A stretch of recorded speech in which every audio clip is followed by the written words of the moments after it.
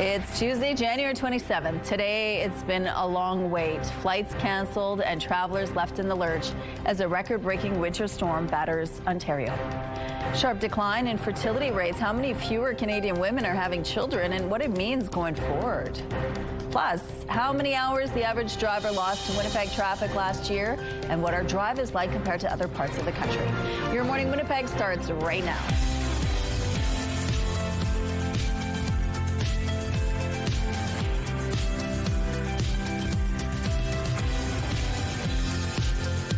Good morning, Manitoba. It is Tuesday. Thank you so much for being with us here on Your Morning Winnipeg. Ainsley McPhail is braving the cold at Fort Whyte alive. She's getting some fresh air this morning, and she's going to have some fun outside as well. There's a lot of winter activities that we can enjoy. If it's going to be winter, you might as well have fun while you're out there. And of course, so she's going to give us a tour of what's going on and some of the fun activities, some dance parties on the ice. We're going to tell you more about that throughout the morning. But yeah, if you want to go outside, you should bundle up, but it's not as bad as it has been lately. No, most definitely not. I mean, it's still a little bit below seasonal, but compared to that deep freeze, what a breeze this is going to be. And with a lack of a breeze, actually, the winds will be moderate to light throughout the day today. Minus 24 is where we're sitting right now, with the temperature feeling like minus 35, a 19K wind out of the northwest this morning. The pressure is rising, the humidity sitting at 73%. But as Rochelle was saying, when you've got some winter activities, why not bundle up, get outside and enjoy them? I promise you, winter goes so much faster when you're actually embracing the season. And these kind of temperatures that we're expecting over the next few days will be a lot easier to embrace than what Mother Nature was dishing up for us over the past weekend. There will be fairly clear conditions, so plenty of sunshine once that rises. That'll be happening at 8:09 this morning. So starting to see those longer days with it not even setting till 5:15. So the longer days are nicer. Yeah, we're still dealing with the colder days, a little bit below seasonal, and will throughout the rest of the week, but there will also be some sunshine to enjoy for the next couple of days as well.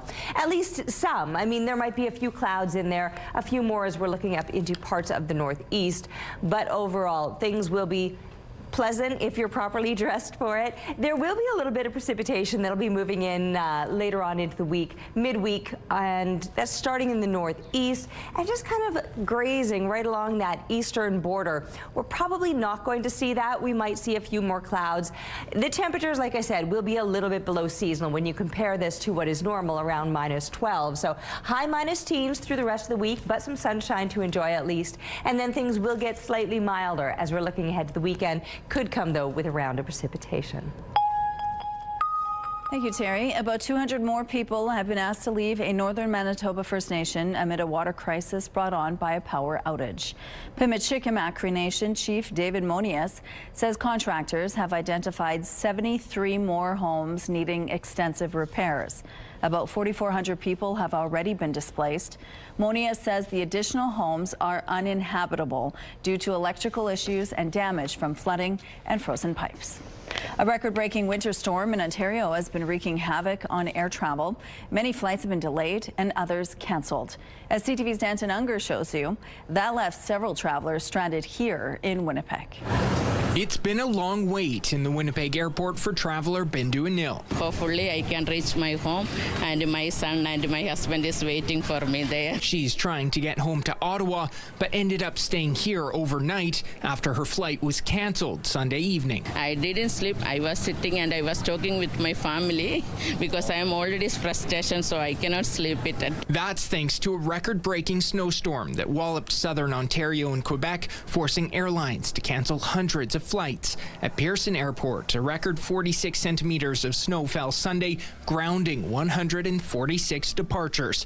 And as cleanup continued Monday, the airport warned there would be further delays. Here in Winnipeg, 5 flights to Toronto were canceled Sunday, with another 4 as of Monday afternoon, leaving travelers like Louis Arruda stranded. It is what it is. It's Mother Nature. It's wintertime, and you know she kind of runs the show a little bit. He's been able to get another flight home to Toronto, but not until Tuesday, meaning he's settling in here at the airport for the night. I'm just kind of walking around and doing whatever and grabbing coffee and everything else. I'm not going to get another hotel room for the night, so it's really no point. I tough it out. In a statement to CTV News, the Winnipeg Airports Authority encourages affected travelers to check the status of their flights with their airlines. If your flight has been cancelled, please do not come to the airport, as rebooking and next steps are handled directly by your airline. So, for travelers like Bindo and Aruda, Mother Nature has left them waiting and hoping their flights won't be cancelled yet again. It is what it is, right? That's life, and you got to deal with it the best way you can, right?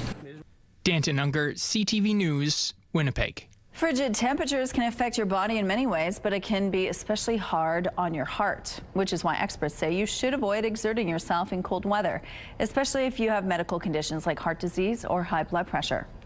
This is why we tend to see a number of heart attacks or cardiac consequences when people are shoveling snow or doing a lot of heavy effort, high intense work in cold weather or snowy conditions. Dr. Tamana Singh with Cleveland Clinic says in the cold, our bodies are working to maintain core temperature, straining the heart as blood vessels constrict, blood pressure and heart rate both rise. For those who already have heart problems, it can be dangerous.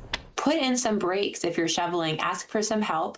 If there's a better time of day to do some of that shoveling, like under the heat of the sun, I would certainly advocate for that. Red flag symptoms to watch for include chest pain or discomfort, jaw pain or tightness, and general unease. Singh says if something feels off, get inside and call 911.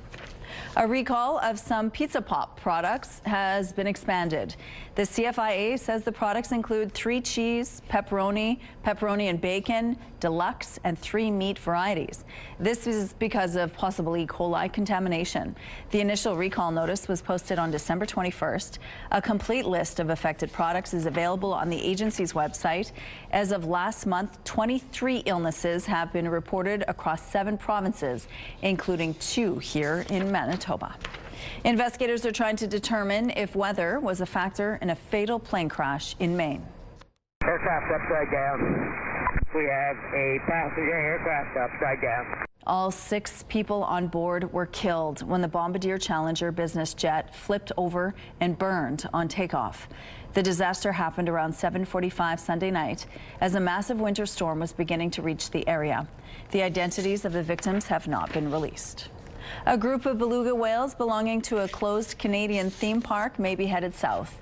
The federal government has given Marineland conditional approval to export 30 belugas and 4 dolphins after the site said it required an urgent rescue solution to keep them alive. The park has reportedly been in discussions with several locations in the United States. We're learning that the province is targeting job growth through the construction of 4 new schools. In the workforce as well too. If you went out and got your red seal, let's make sure that there's work for you here in Manitoba. Premier Canoe announced construction will soon begin under the Manitoba Jobs Agreement framework. 3 of the schools will be built here in Winnipeg, while the other will go up in Brandon. The goal is to have construction done in 2027.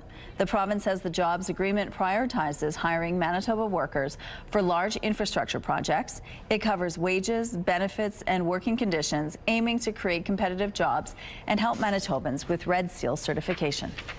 When we do these next projects, now that we have this MJA framework in place, the Manitoba Jobs Agreement framework, schools, emergency rooms, future healthcare projects, all sorts of infrastructure.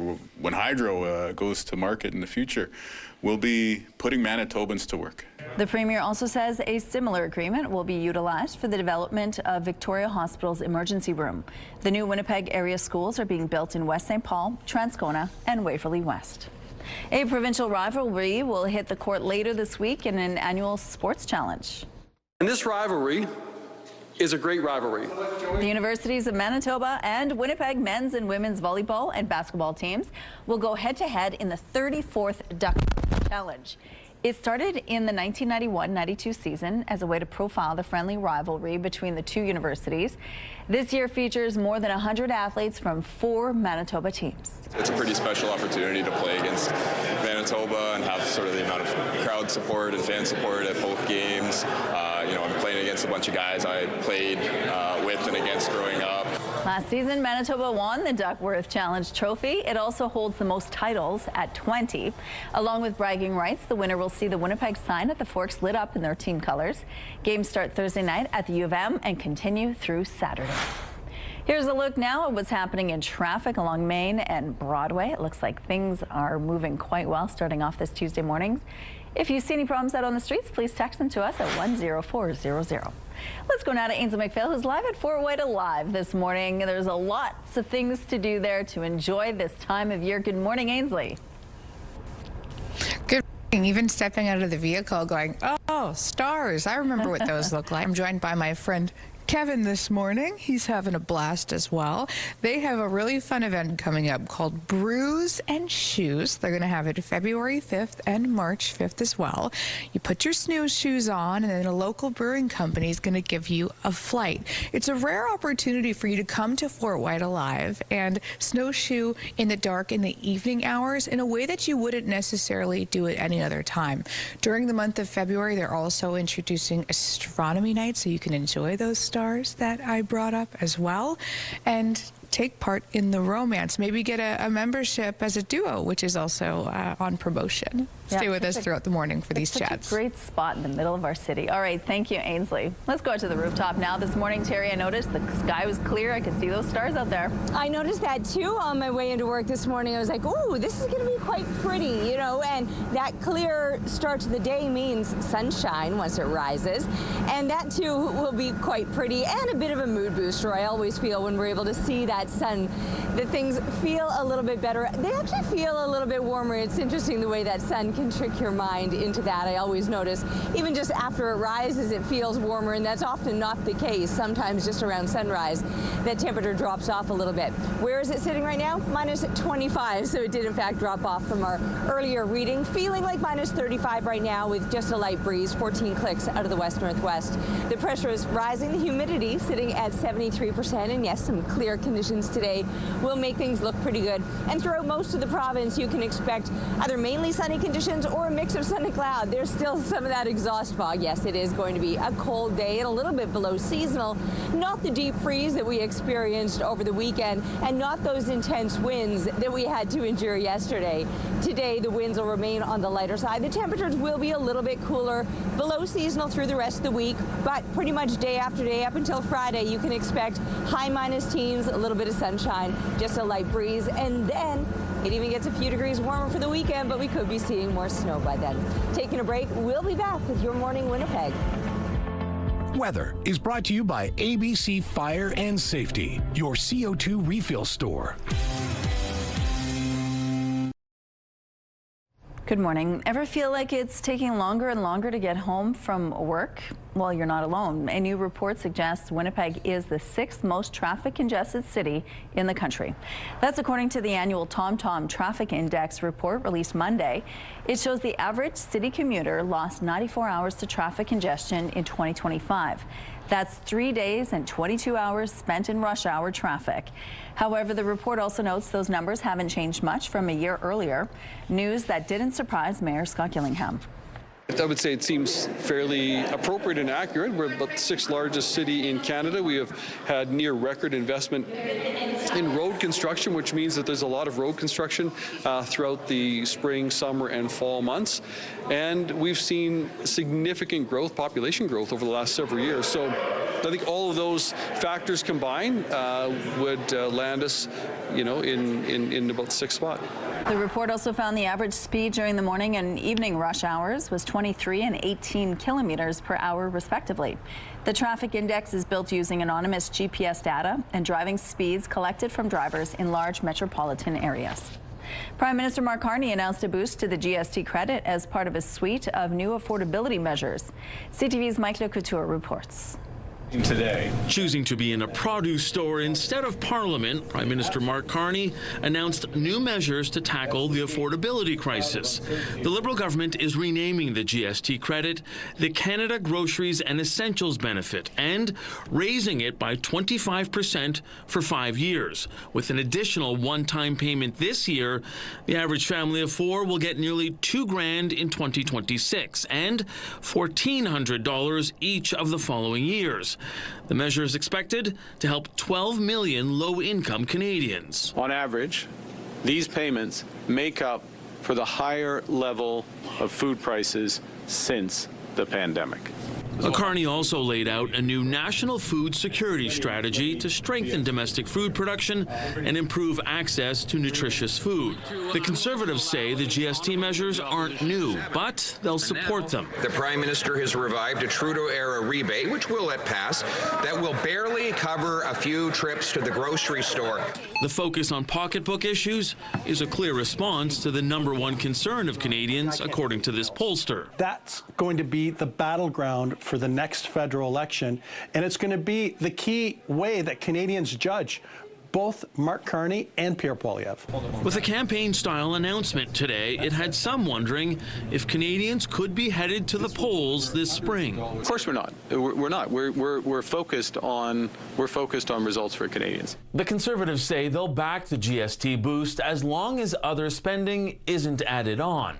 The bill is expected to be tabled in the coming days. Mike Lecouteur, CTV News, Ottawa. Ryan Wedding has pleaded not guilty to running a billion-dollar drug trafficking ring and orchestrating multiple killings. The former Canadian Olympic snowboarder was arrested last week in Mexico City. A trial date has been set for March 24th, and if he's convicted of the most serious charges, could get life in prison. The 44-year-old also faces separate drug charges in Canada dating back to 2015. Premier Wab Kinew says the landfill search for the remains of Ashley Shingoose are showing some encouraging signs. We have got material out of the landfill that shows us we're in the right date range and also shows us that we are in the right route for where these trucks were picking up landfill material from. However, the Premier says there is still no guarantee of success. Excavations got underway last month.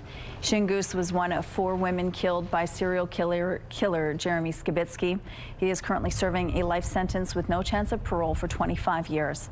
The remains of 2 other victims, Morgan Harris and Mercedes Myron, were found last year by searchers at Prairie Green Landfill. That search ended under budget and much sooner than expected. Our province came close to setting a new record for peak hydro usage last week. A spokesperson for the Crown Utility says the grid hit a peak of 5,095 megawatts at 8 a.m. Friday. The temperature at the time was minus 32.4 degrees. That is the second highest peak on record. The record was set almost exactly a year earlier on January 20th, 2025, when the peak load hit 5,111 megawatts. And just to clarify, 1 megawatt is 1 million watts. The Dauphin King celebrated the spirit of Ukraine over the weekend in a very special way. After all, you can't make pierogies without spuds. Now, this could be the first ever potato toss at a hockey game. The goal was to get the taters in that big pot at center ice. But if you're wondering why those potatoes are so bouncy, they're actually tennis balls dyed brown. The fun and games are all part of Ukrainian Heritage Night at the rink, which also featured some very cool jerseys. We have some road closures to remind you about this morning. Following the rush, the southbound curb lane on Main Street will be closed from James to William. On Dufferin Avenue, the eastbound curb lane will be closed between Derby and Robinson. And the southbound curb lane on Yonge Street will be closed from Portage to Broadway. If you have any other traffic tips, please text them to us. The CTV Live Eye is brought to you by Bathfitter, exclusive home of the PermaFit solution. Still cold out there this morning, but not extreme. It's just January in Winnipeg cold, if you will. That means a little bit below seasonal, and that's where we're likely to stay now for this next stretch of days until the end of the week. That's when we might finally start to see some improvements with the temperatures. Maybe not the conditions. For those of you that like the sunshine, it's going to be looking good for the next few days. The sky is clear right now. We have to wait until just after 8 for that sun to rise, but we will be enjoying it throughout the day today. It's minus 25 here in Winnipeg. Fisher Branch is joining us there. We're also seeing some mid-minus 20s through parts of west central Manitoba. Here in the southeast, well, you can see some varying numbers. Minus 24 in Brandon. Morton Winkler area looking to be the warmest this morning at minus 19.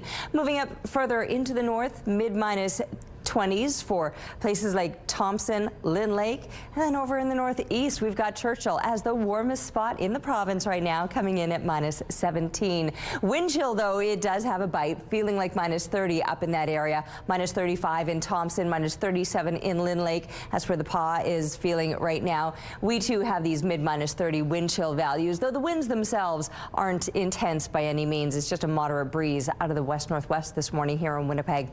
Clear conditions. Like I said, we'll be seeing some sunshine today once it rises, of course, at about 8:09 this morning. And then as it begins to warm us up, we will see things improving over where they were this past weekend, for example, when we stayed in the mid-20s, but only getting up into those high -teens, -12. That would be normal for this time of year. So we're not going to see those normal temperatures through the rest of this week, but we will enjoy the sunshine. However, sunshine disappearing for the weekend with the temperatures on the rise. We might even get some flurries to kick off the weekend Saturday. What a stunning shot of the sun setting behind that incoming train. Thanks to Jason for the photo. Keep them coming to Winnipeg weather at CTV.ca. We're taking a break, but we'll be back with your morning Winnipeg.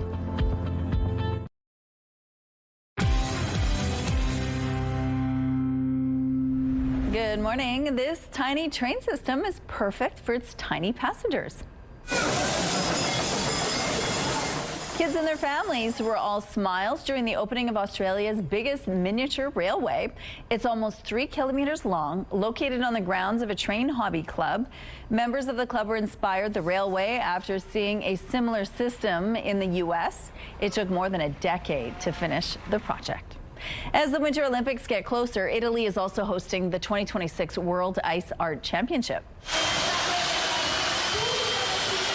24 sculptors from 16 countries appeared in the finals near Milan. This festival is meant to be a nod to the famous Harbin Ice Festival in northern China, and the top contestants at this one will be invited to Harbin next year. The two co-stars of the hit series Heated Rivalry on Crave, a subsidiary of Bell Media, which also owns CTV, traded in their skates for torches. Hudson Williams and Connor Story participated in the Olympic torch relay in Italy.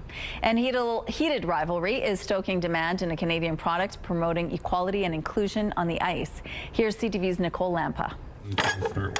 Chris Wells and Jeff McLean opened the door a decade ago, introducing hockey to rolls of rainbow-colored tape. Pride tape came out of a research question I had 10 years ago, was why are young gay male and bisexual boys dropping out of organized team sports at much younger ages than their heterosexual cisgender peers? The Edmonton Oilers were the first in the NHL to support the initiative. Soon after, the rest in the league asked for roles. Then Pride Tape's makers had to stick-handle the NHL's short-lived attempt to ban it 2 years ago and briefly saw a jump in sales.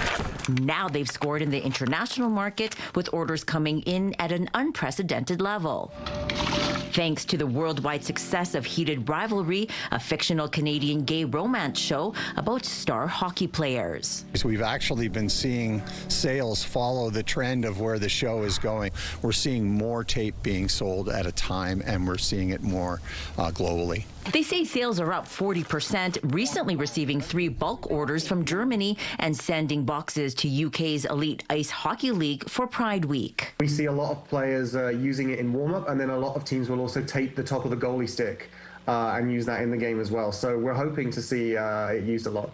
The makers of Pride Tape are also hoping to see it used in the hit show. We're in conversation with the folks at Crave about partnerships. Who knows, maybe in season 2, Pride Tape might make its debut in an episode. The pair also hope the mission they set out on 10 years ago doesn't go away. Despite having Pride Tape, we still don't have an NHL athlete, player, present or even in the past that has come out. Nicole Lampa, CTV News, Edmonton. Here's a look outside now in McPhillip Street. Things are slowly picking up over here, but overall moving quite well to start. We'll be back after this short break.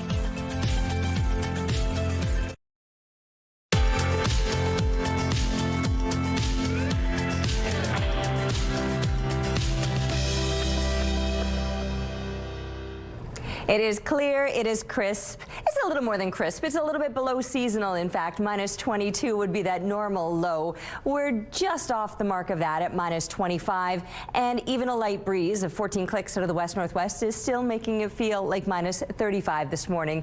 The pressure rising, humidity sitting at 73%. So yes, a below seasonal start to the day, but nothing shocking. I feel like nothing can shock us anymore after the extremes of this past weekend. But we will remain a little bit below seasonal, even as we're making those gains throughout the day today. Here's the good news, though. We will be seeing some sunshine, clear conditions to kick us off this morning, and sun rising at about 8:09. With it being so clear, we'll start to see the day glow in advance of that, and it should look pretty in blue today. Bright blue sky. I mean, your fingers might look blue if you're not properly bundled up because, like I said, it is still going to be below seasonal. Minus 18, our expected high today. Minus 12, that would be a normal daytime high. So we're still not getting to those numbers, but as I've said, it's not the deep freeze of the weekend. The winds today will be moderate at about 20 kilometers per hour out of the west, and still in place overnight, a northwest wind as we drop down to minus 24.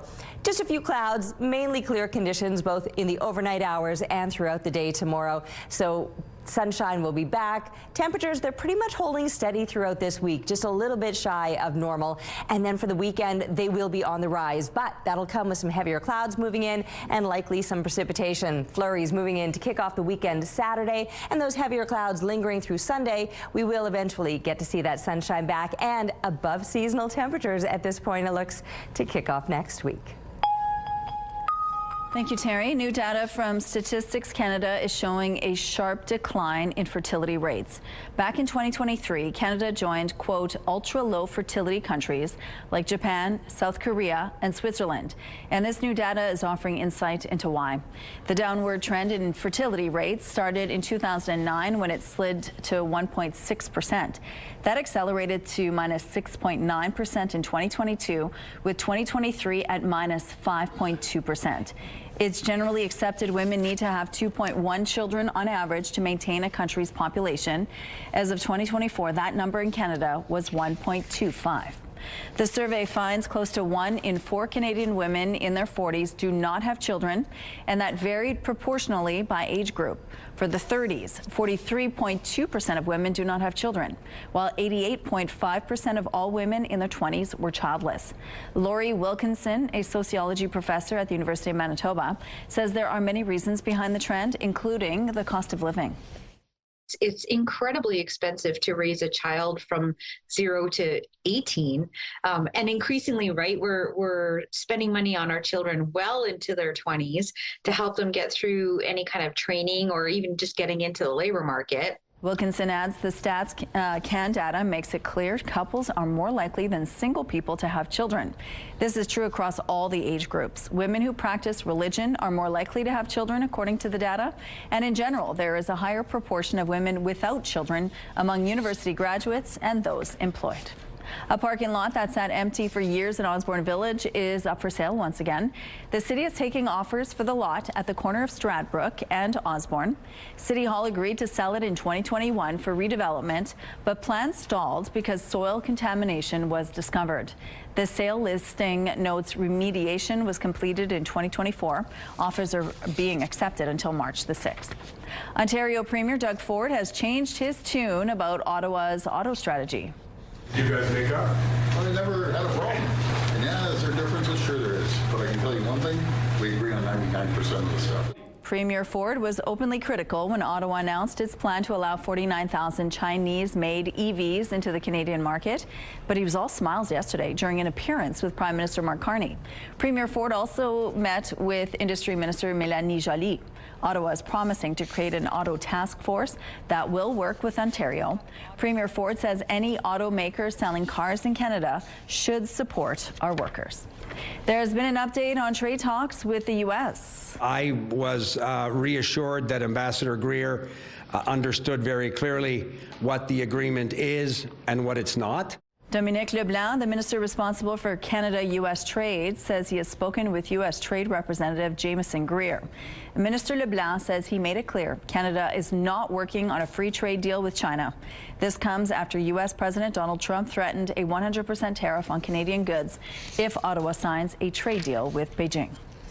Petition drives for an Alberta separation referendum are hitting communities, fueling a fresh debate about the province's future in Canada.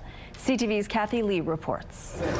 People in Alberta's biggest city waiting to add their names to a conversation about the province's future. Alberta would be better off if we separated from the rest of Canada. Separatist sentiment gaining traction recently as the group Stay Free Alberta gathers signatures for a referendum on the province leaving the country. Supporters say they've been on the losing end of federal policy. Continually giving to the have-not provinces and never having pipelines, just always giving. Just under 178,000 signatures need to be collected by May 2nd before the question can move forward. We're well on our way to the million signature goal that we set for this campaign. Despite their optimism, there are obstacles. Several First Nations groups have launched legal action against the petition, and some political leaders are pushing back on the idea that separation reflects the majority view. Albertans are proud Canadians. Always have been, always will be. A recent Ipsos polling appears to support that perspective, showing most Albertans oppose separation. About a third want it, mirroring sentiment seen in Quebec, all as that province's debate around sovereignty reignites, as Ottawa calls for unity. I don't think either referendum will pass, but that's a lot of energy being focused on national unity at the time that we're dealing with major threats coming from the United States. But there's little interest here in becoming a U.S. state because they say this is about independence. Kathy Lee, CTV News, Calgary. Lego and Crocs have a new collaboration for anyone looking to make a fashion statement. Each set of Lego Crocs also includes a mini Lego figurine, which also comes with a pair of Lego brick clogs. They're available on February 16th, though they're pricey, starting at $269 a pair. Here's a look at what's happening in traffic now along Kenaston Boulevard. Yeah, we have no issues to tell you about at this point in the drive. If you see any problems out there, please let us know. And here's a look at your gas prices. The Canadian average is $1.27. The provincial average is lower at $1.18. In Winnipeg, the average is $1.15. And the lowest price in Winnipeg is $1.10. All this information is on gasbuddy.com. Ainsley McPhail is live at Fort Whyte Alive this morning. We're going to learn more about some of the winter activities you can enjoy while you're there. Stay with us.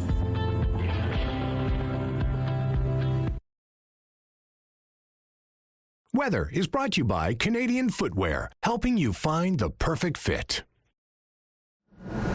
It is a clear start to your Tuesday morning, and that means sunshine eventually. It's 8:09. No, it's not 8:09. Pardon me. It's 8:09 when the sun will officially begin to rise. So we're still a good couple hours away from that. But we will, because of these very clear conditions, start to see it looking a little bit brighter into the 7 o'clock hour, and then plenty of sunshine that'll take us through not just today, the rest of the week. Things will be looking good. Feeling better, just not quite back up to what is normal for this time of year. So we're sitting at minus 25. It feels like minus 35. We do still have that wind chill factor, even though the winds themselves are actually fairly light to moderate. A 14K wind right now out of the west-northwest, the pressure rising, and the humidity is sitting at 73%. But yes, sunshine will be waiting for us today, and we'll enjoy it all throughout this week with clear conditions overnight. And if you're properly bundled, you can even do some stargazing out here. That sunshine will certainly be a little bit of a mood booster, especially ahead of the weekend when we could be seeing things clouding over again. But by the time the weekend rolls around, our temperatures will also start to warm up. Throughout this week, however, will remain below seasonal, high minus teens, and then a little warmer this weekend with some heavier clouds and maybe even some light snow. We're heading over to Ainsley McPhail now to find out where she's at this morning. Hey, Ainsley, what's going on? Well, you mentioned stargazing, and the perfect opportunity is coming on February 5th. We're at Fort Whyte Alive, joined by Mark Saunders. Tell us about Brews and Shoes. Brews and Shoes, it's a unique experience for, well, it's an adults-only experience for 18 plus because there's beer involved from our partners at One Great City Brewing Company. But it's a unique experience to see our site in the evening in winter and enjoy a flight of beers from One Great City Brewing Company. It's great to get outside in the winter and get some activity, even though it's minus. I don't know what it is right now, but you know what? We don't know what it's going to be on February 5th as well. Yeah. What is so remarkable, and March 5th too, I should say, What is so remarkable about coming to the facility in the evening and getting that unique experience? Well, the sky is so clear. You know, in the city, you're blocked out by a lot of the light, but here you're on the edge of the city, and you can see the stars. The Brews and Shoes will be a guided moonlit snowshoe around our site, and it's a great social activity for adults to see each other and hang out in these cold winter months where you're more isolated by being inside. A lot of people consider February the month of love, and you guys are curating a few things that people can do together. That's right. We have a Valentine's Month promotion, a date night promotion, which includes Brews and Shoes and other activities that we have. And there's a membership promo for duo memberships, and older adult couple memberships for 20% off using a promo code on our website at fortwhite.org. And so it's just great to get outside and be together with your sweetie if you can in the month of February, and yeah, come on down to Fort Whyte. Well, I don't know if my sweetie will want me to fall and then have to help me get up with those snowshoes. This is not the easiest thing in the world, but such a fun place here at Fort Whyte Alive. Stick with us on Your Morning Winnipeg.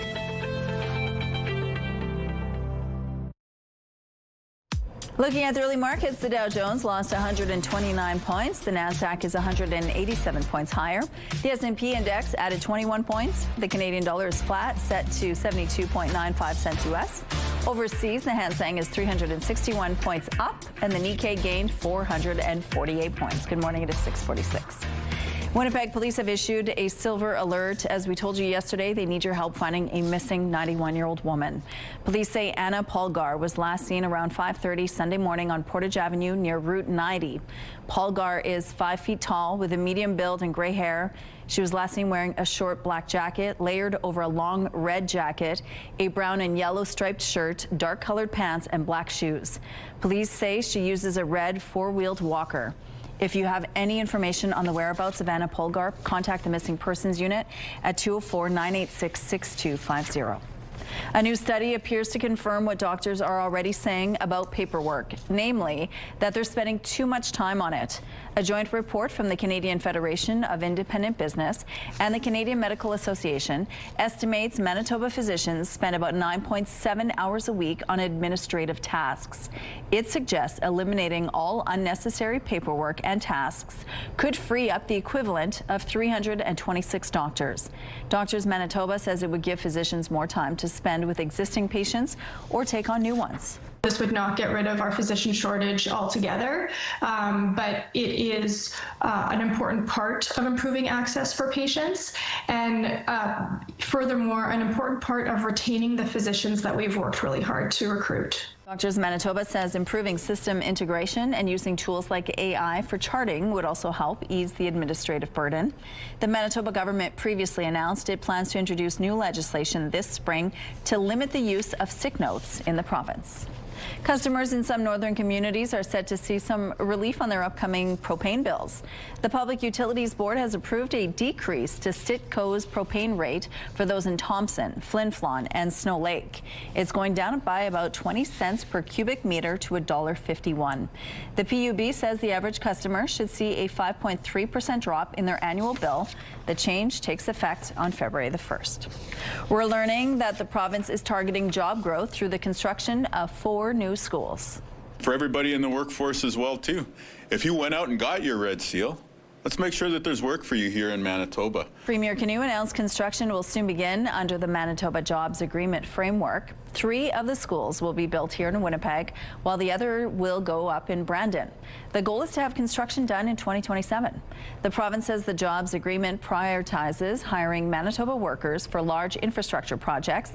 It covers wages, benefits, and working conditions, aiming to create competitive jobs and help Manitobans with Red Seal certification. We do these next projects, now that we have this MJA framework in place, the Manitoba Jobs Agreement framework, schools, emergency rooms, future healthcare projects, all sorts of infrastructure. When hydro goes to market in the future, we'll be putting Manitobans to work. The Premier also says a similar agreement will be utilized for the development of Victoria Hospital's emergency room. The new Winnipeg area schools are being built in West St. Paul, Transcona, and Waverley West. Two teams remain unbeaten at the Scotties Tournament of Hearts, and they're both from Manitoba. Beth Peterson posted a 9-2 win over Northern Ontario's Krista Scharf on Monday afternoon to move to 4-0 in Pool B. Over in Pool A, Caitlin Laws beat Team Canada's Carrie Anerson 9-4 to improve to 5-0. This afternoon, Laws faces Yukon, and Team Canada's Anerson, who is also from Manitoba, hits the ice against Saskatchewan. Tonight, Peterson goes up against PEI. We have some road closures to remind you about this morning. Following the rush, the southbound curb lane on Main Street will be closed from James to William. On Dufferin Avenue, the eastbound curb lane will be closed between Derby and Robinson. And the southbound curb lane on Yonge Street will be closed from Portage to Broadway. If you have any other traffic tips, please text them to us. It's minus 25 outside this morning. It feels, though, like minus 35. We do still have that extra bite from the winds, but the winds will be on the lighter side today. At the moment, they're 14 kilometers per hour out of the west-northwest. The pressure rising and the humidity sitting at 73%. Very clear conditions out there this morning, and it will set us up for plenty of sunshine today. There you can see on the satellite image, there's really not much to see. It's nowhere near as cold as it was over the weekend, but we are still likely to deal with these below seasonal temperatures through most of this week. However, we'll start to see brighter days too. Not necessarily, though, in the northeast. This might be the one part of the province where the heavier clouds linger, and more than clouds, there could even be a little bit of scattered precipitation. Still, though, high minus teens, low minus 20s. Nothing wrong with these temperatures. There may be just a couple degrees below seasonal, but not the shocking temperatures that we just came out of from the weekend. And as I mentioned, the northeast will be the one place with the extra clouds. For everybody else, brighter conditions, at least some sunshine busting from behind those clouds. Or for the southwest, mainly sunny conditions. Things will be looking beautiful and bright. Sure, minus 12 is a normal daytime high, and those numbers aren't going to be reached. Not today, not likely throughout this week. But even though it's going to be a little bit below seasonal, it will be beautiful looking, bright blue sky, and some light to moderate winds. Northwestern Ontario, as we look over to you, you too will enjoy a little bit of sunshine and maybe those mid to high minus teens. As far as the rest of the week goes, like I said, it's pretty much day after day, carbon copy of one another until the weekend rolls around. And that's when some heavier clouds will move in and these temperatures start to rise a little bit. So actually reaching above seasonal through the weekend and into the start of next week. It's been a while since we talked about above normal temperatures. But with those heavier clouds building up, there is the possibility that we'll see a little bit of snow to kick off the weekend Saturday. Thank you, Terry. It's only Tuesday, but if you're already looking for a way to relax, this could do the trick. It's a technique called sound bathing. And as CTV's Connor Hogue shows you, the Edmonton composer of the experience hopes the sound will wash over participants and help them unplug for a while. We live in a society of people that are perpetually living on fumes. And I think, we can do that short term, but long term, it's just not feasible. Desiree Van Domslaar says that between business clients and family, she needed something to help her take a break from the stresses of daily life. Beginning to tune into that aspect of yourself that senses and feels. She found sound bathing, no water involved, with an immersion into a soundscape created by former jazz pianist Marcus Fung. It was so complex and so many notes and there were so many things and music became stressful for me, and I kind of had my own personal recovery by playing the singing bowls, which was like, I'm just playing one note and it's gonna play for 3 minutes. Fung's interest in sound bathing grew from there, incorporating more notes, as well as different kinds of singing bowls, in addition to rain sticks, ocean drums, and a gong. Brings me into this way better place that's just so much more grounded and centered. Fung says his job is similar to a DJ's, balancing different tones together to create the desired effect. Sound at the most intimate or kind of innate and primal level. This actually allows me to just forget about everything, relax completely, and then therefore my whole body gets to enjoy just the frequency and vibration that makes me feel better. Fung says the experiences of the participants, whether they're anxious, happy, frustrated, or grateful, factor into his responses as he picks which notes to play. People refer to it as like a reset. That makes sense. Just a bunch of people laying down with blankets and pillows. A break from the world of clicking and swiping for something a little more restful. Well, we're going to close our session today. Connor Hogg, CTV News, Edmonton. A Montreal microbiologist has turned her microscopic artwork into a full-time job. She wants people to better understand science by seeing it on a cellular level. CTV's Christine Long has more. Welcome to the microverse. Chloe Savard puts a sample of pond water from LaFontaine Park under the microscope. The microscopic world is filled with wonders and beauty, but it's also filled with stuff that is gross. Under her ultra-magnified lens, bird feathers reveal a kaleidoscope of color, and different milks show off very different textures. Pairing her amazing images with carefully selected music, Savard wants her millions of social media followers to be curious about science. Science needs to be mainstream, right? It needs to be accessible to everyone. Her Tardigrade account is named after the microscopic organism tardigrade, the water bear, a tiny, admirable animal. Because of its resilience, of its adaptability. Savard has good reasons for showing the beauty of the natural world in miniature and how all living things are interconnected. Her work also shows how microplastics and pollution are entering these spaces.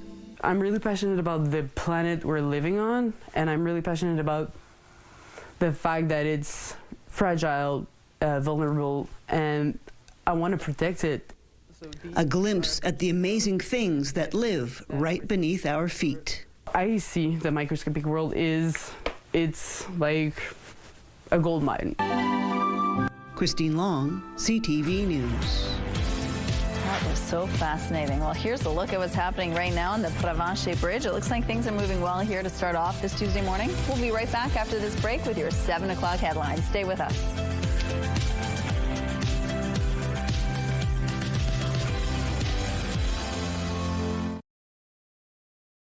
It's Tuesday, January 27th. Today, air travel troubles, how a winter storm has stranded several travelers in Winnipeg. Plus, encouraging developments. What's the latest update on the search for a slain woman's remains?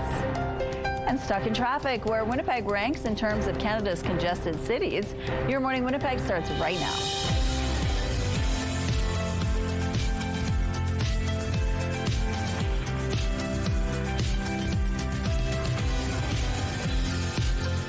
Good morning. Happy Tuesday. Thank you so much for joining us here on Your Morning Winnipeg. Ainsley McPhail is live at Fort Whyte Alive. They have a lot of really great events happening throughout the year, but especially during the wintertime to go out and explore, do some ice fishing, snowshoeing, you name it. They have sledding. All kinds. Oh, it's so fun. So fun. Many things going on there. Plus, they have a Valentine's Day special going on right now, too. So if you want to take your sweetheart there, she's going to give you details a little later. But the weather, it's maybe you should go outside and enjoy it while you can. The sun is shining at least. It's improving. Yes, we are going to see some sunshine, not just today, but throughout the week.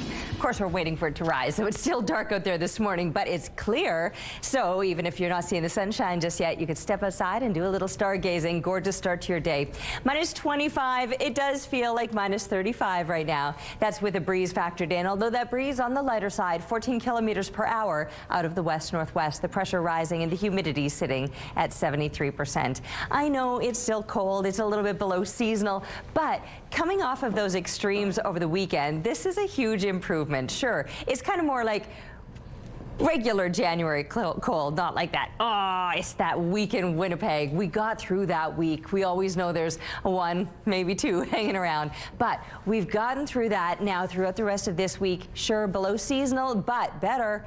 And that sunshine will be looking good. 8:09 is when it begins to rise, and pretty clear conditions are expected through most of the province. The exception to that will be up in the far northeast, a few extra clouds, and there might even be some flurries. You'll see them developing later on today. And then even for tomorrow, you could see them kind of rolling along this eastern border. So that's where the heavier clouds will be. But much of the province still enjoying those clearer conditions both overnight and still throughout the day on Wednesday. There you can see them just kind of clinging to that eastern border. In fact, throughout the rest of this week, mainly sunny conditions and slightly below seasonal temperatures are expected. But then for the weekend, while we might see a few more clouds moving through, we're also going to notice these temperatures on the rise. So yes, below seasonal through this week, but compared to where we've been, this actually seems like a huge improvement. And then it actually does improve when we're back up above seasonal. -12 is a normal daytime high. We'll surpass those numbers, but the clouds will build up. We'll probably see some snow to kick off the weekend Saturday, and then a little sunshine when we're moving into next week. And I love this one, little Julianne. This reminds me of my director, Kim, because she wears these great big earmuffs, and it kind of looks like that. Thank you for your art, Julianne. Keep the pictures coming. Send your pictures to Winnipeg Weather at ctv.ca. The Weather Art of the Day is brought to you by 103.1 Virgin Radio. Thank you, Terry. It's a record-breaking winter storm in Ontario has been wreaking havoc on air travel. Many flights have been delayed and others canceled. As CTV's Danton Unger shows you, that left several travelers stranded here in Winnipeg.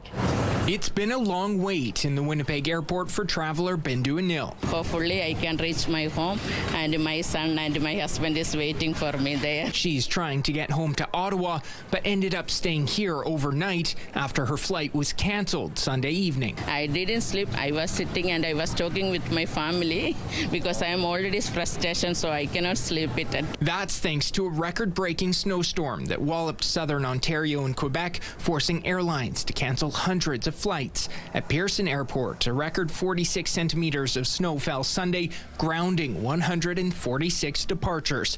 And as cleanup continued Monday, the airport warned there would be further delays.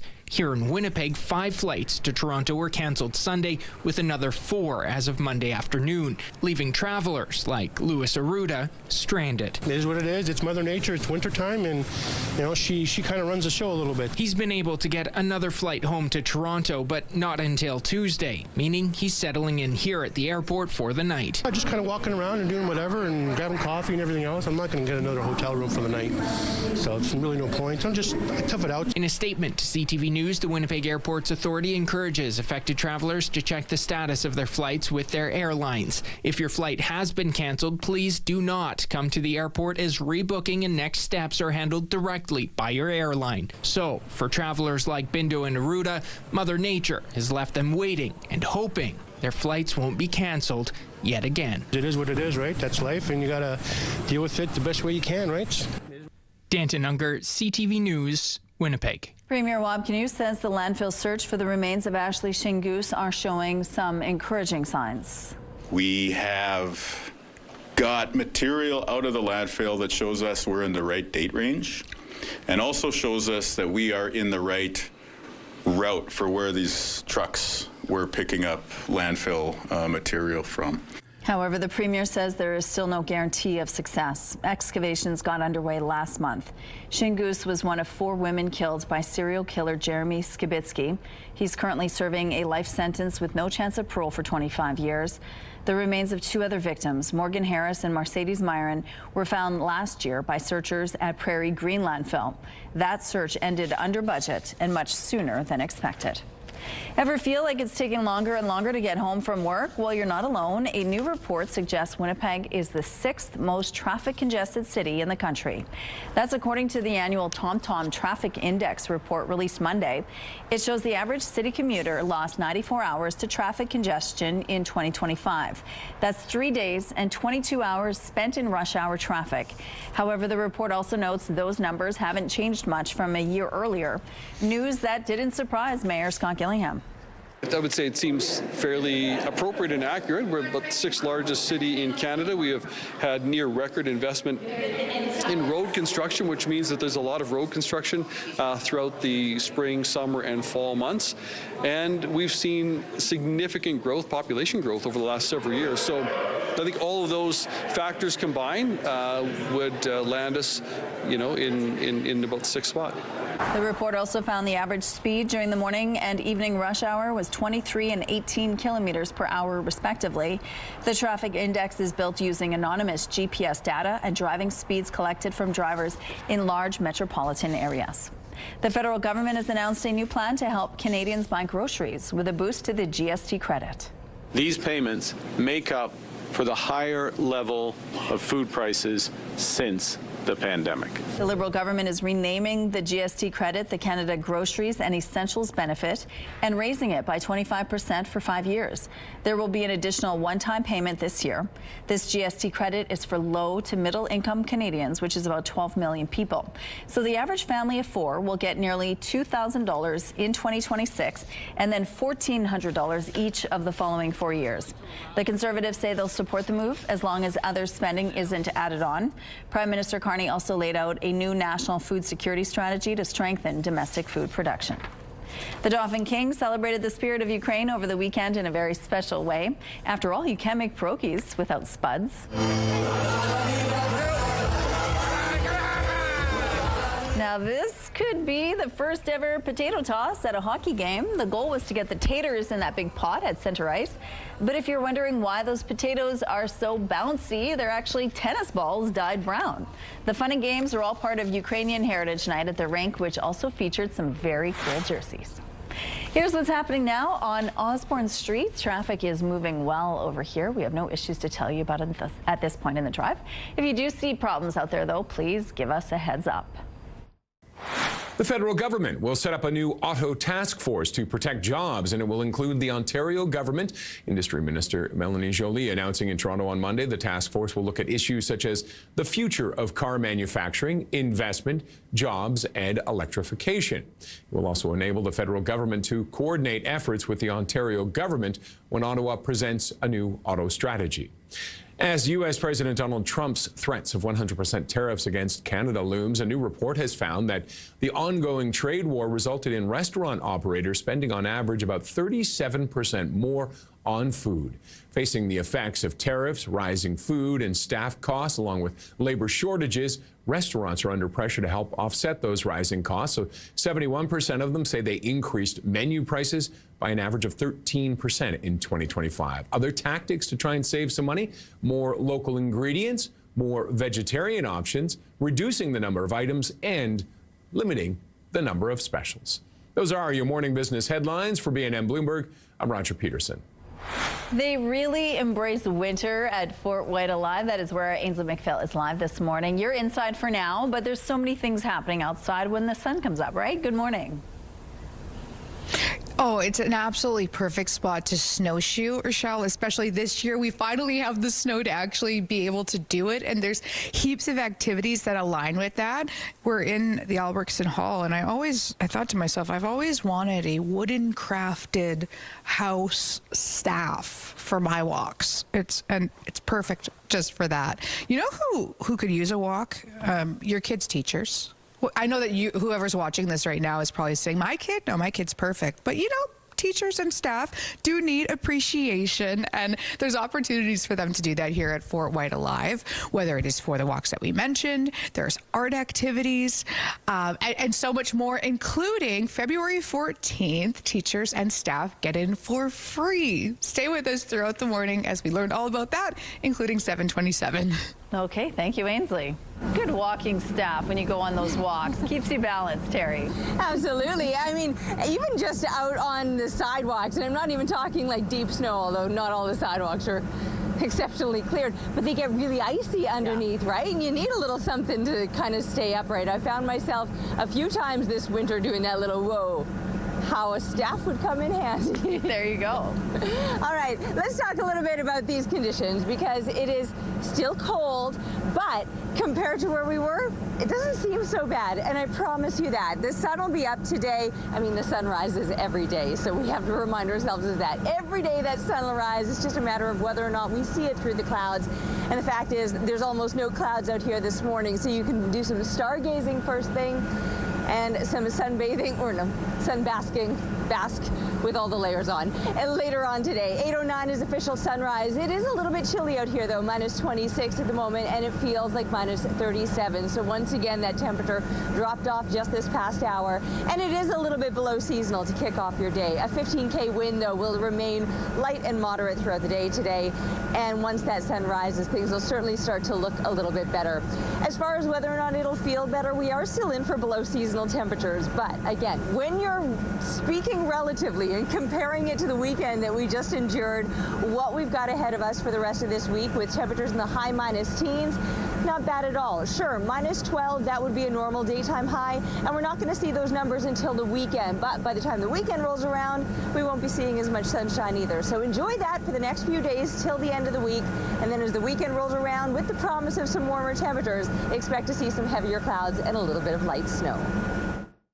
Weather is brought to you by Garage Masters, your complete garage specialists.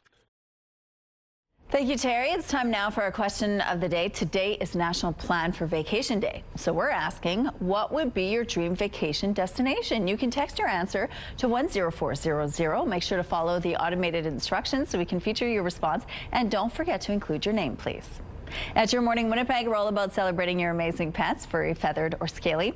Your Pet of the Week submissions are amazing. We want to see more, whether it's dogs, cats, birds, or any other pet pals. Send them our way. Drop your pet photos and a fun little story about them to Pet of the Week at CTV.ca. And then catch us every Thursday to find out if your pet is our Pet of the Week on Your Morning Winnipeg. All right, we're going to take a quick break here. We'll be right back.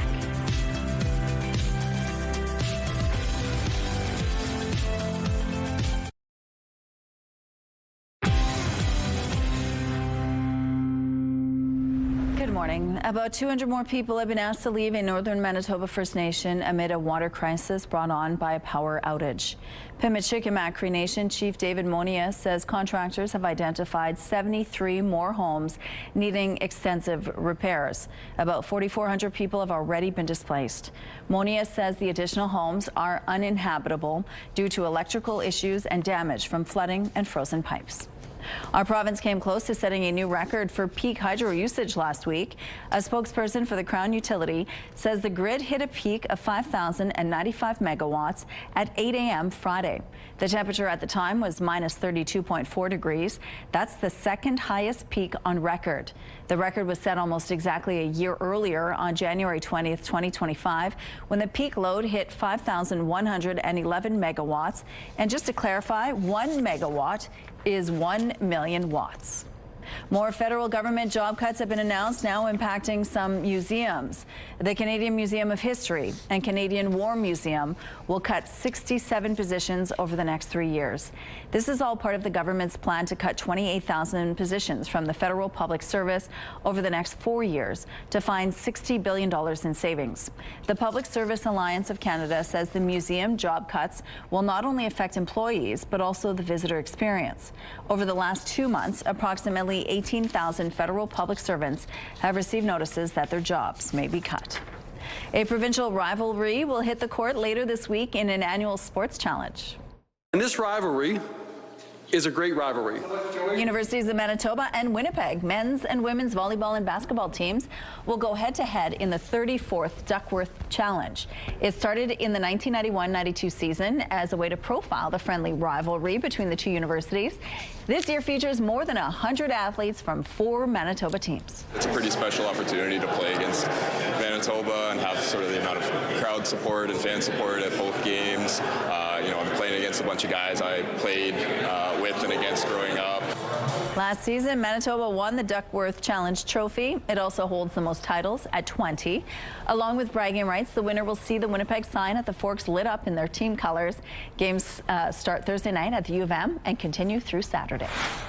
Here's a look at what's happening in traffic right now at Confusion Corner. Things are picking up over here, as you can see, but overall moving well. We have no issues to tell you about at this point in the drive. If you see problems, let us know, please. Traffic is brought to you by Curtis Carpets, Manitoba's flooring experts. Now to some entertainment news. An American rock band is hitting the road this spring and will be making a stop here in Winnipeg.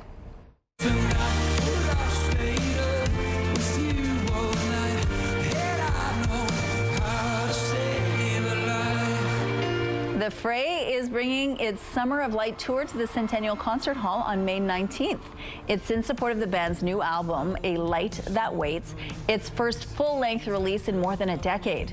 Canadian rockers, the Strumbellas, will open the show. Tickets go on sale this Friday at 10 a.m. through the Concert Hall box office. This year's Winter Song Music Festival in Stouffville, northeast of Toronto, was a huge success, and this was one of the highlights.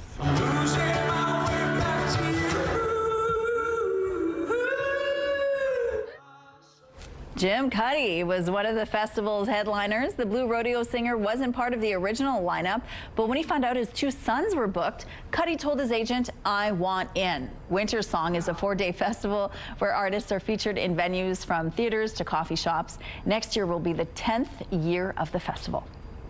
And the Winnipeg New Music Festival continues this week, and it'll feature a trio of premieres tonight.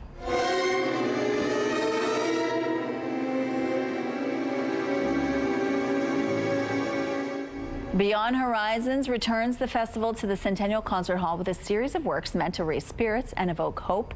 It includes the Canadian premieres of A Hidden Sun Rises and 1,000 Cranes.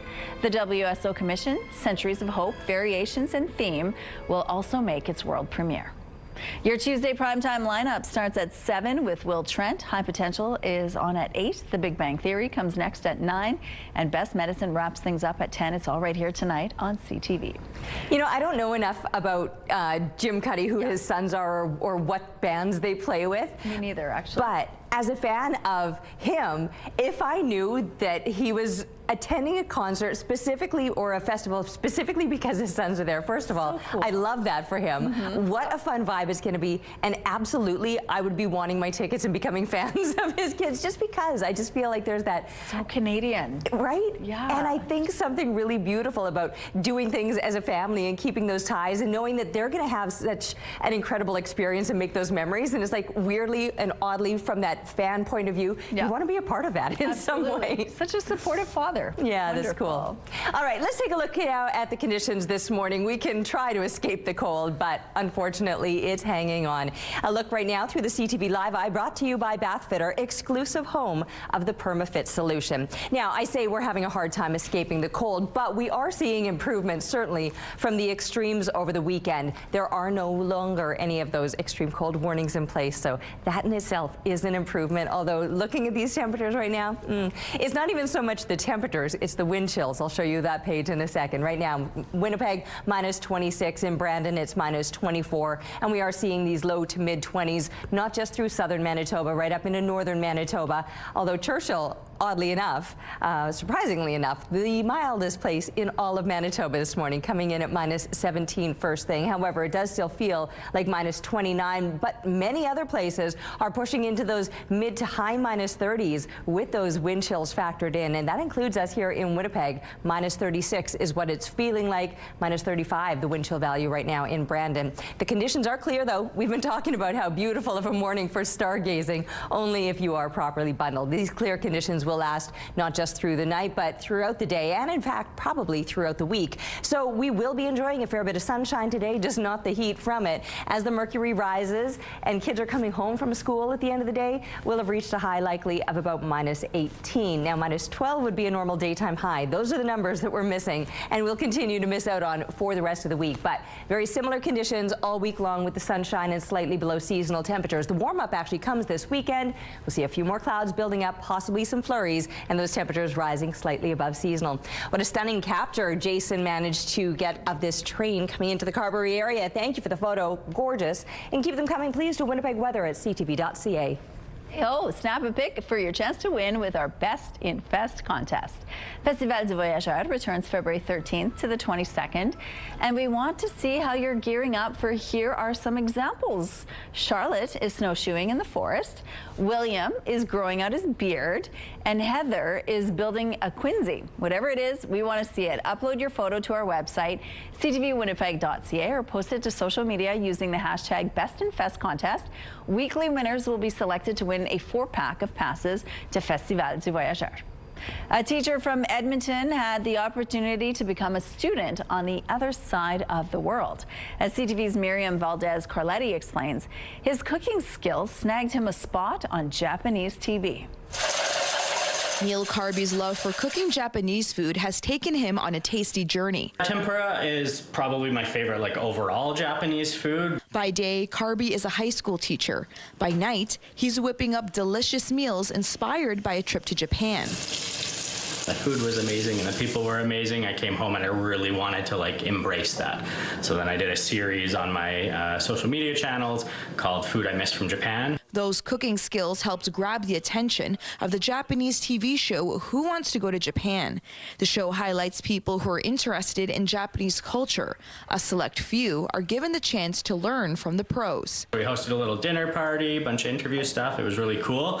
And then it was a surprise at the very end of that weekend that they were like, no, here, you're actually going to Japan. Carby and his wife had 10 days to prepare for a trip of a lifetime. To get that opportunity to actually learn from Japanese people how to make this cuisine, it just made it that much better and that much more special that we can take that and then I get to eat it all. From sourcing local ingredients to learning from Michelin star chefs, Carby learned the in and outs of making tempura. If an ingredient isn't going to taste better after it is tempura fried, you shouldn't be preparing it that way, so it's meant to showcase it. Back in his own kitchen, Carby is putting those skills into practice. I think that I actually do have skills and talent, and that helped to validate that a little bit and gave me a little more confidence. Giving this teacher the ultimate field trip and an A+ for his cooking. Miriam Valdez-Carletti, CTV News, Edmonton. Looks delicious. All right, coming up, we're live at Fort Whyte Alive with our Ainsley McPhail this morning. We're going to find out about Teacher Appreciation Week and what they're doing there. Stay with us for more.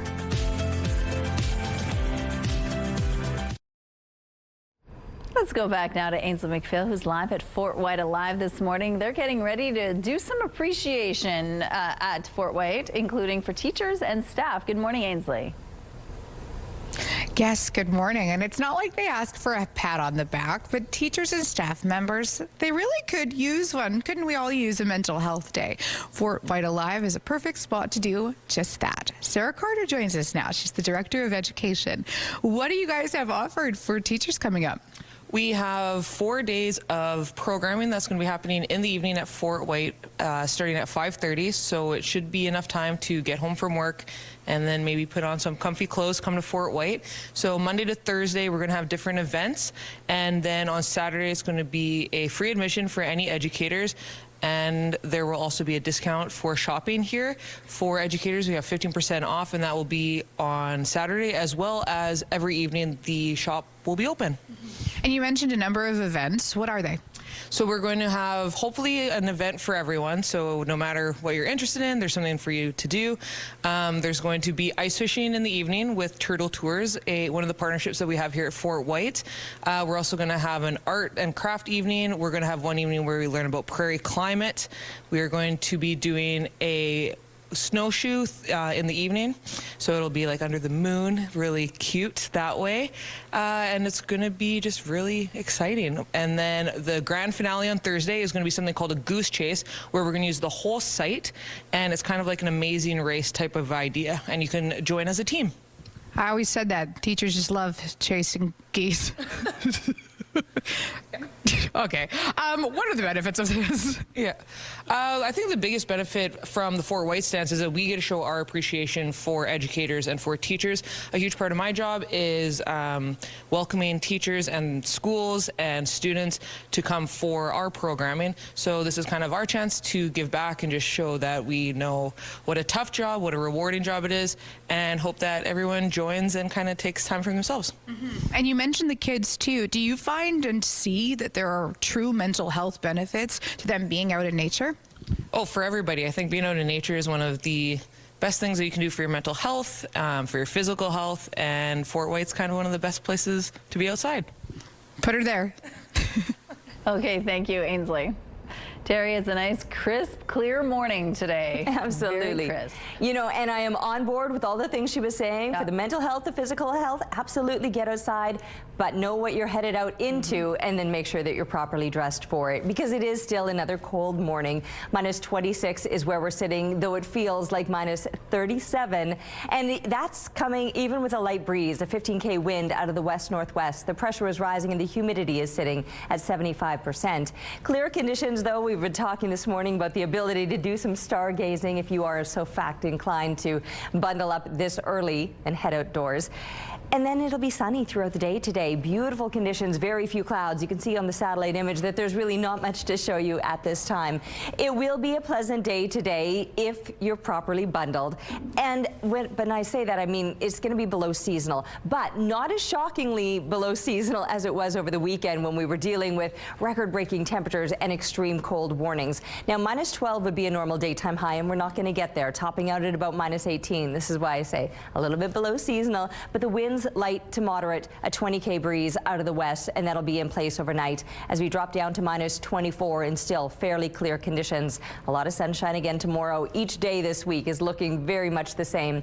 Minus 19, moderate winds out of the northwest, and yes, the sun will be shining up until Friday. Weekend brings in a bit of a change. We'll see some heavier clouds building up, likely some precipitation to move in on Saturday, but certainly a warm up with these temperatures on the rise, and suddenly we're looking at above seasonal values. Minus 12 I mentioned being normal, and right into the start of next week we will keep the temperatures just above seasonal, and though the heavier clouds will last through the weekend, we should start to see the sunshine again by Monday.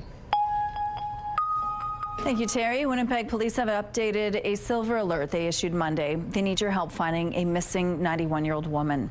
Police say Anna Polgar was last seen around 5:30 Sunday morning in the 1700 block of Portage Avenue. Polgar is 5 feet tall with a medium build and gray hair. She was last seen wearing a short black jacket layered over a long red jacket, a brown and yellow striped shirt, dark colored pants, and black shoes. Police say she uses a red four-wheeled walker. If you have information on the whereabouts of Anna Polgar, contact the Missing Persons Unit at 204-986-6250. Customers in some northern communities are set to see some relief on their upcoming propane bills. The Public Utilities Board has approved a decrease to Stitco's propane rate for those in Thompson, Flin Flon, and Snow Lake. It's going down by about 20 cents per cubic meter to $1.51. The PUB says the average customer should see a 5.3% drop in their annual bill. The change takes effect February the 1st. Ryan Wedding has pleaded not guilty to running a billion-dollar drug trafficking ring and orchestrating multiple killings.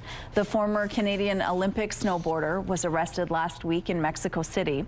A trial date has been set for March 24th, and if he's convicted of the most serious charges, could get life in prison. The 44-year-old also faces separate drug charges in Canada dating back to 2015. In the U.S., power outages are still a problem as frigid temperatures in some areas linger. This morning, there are about 500,000 customers without power. Most of the people affected by outages are in southern states. Trees and power lines weighed down by ice could still snap, causing more outages.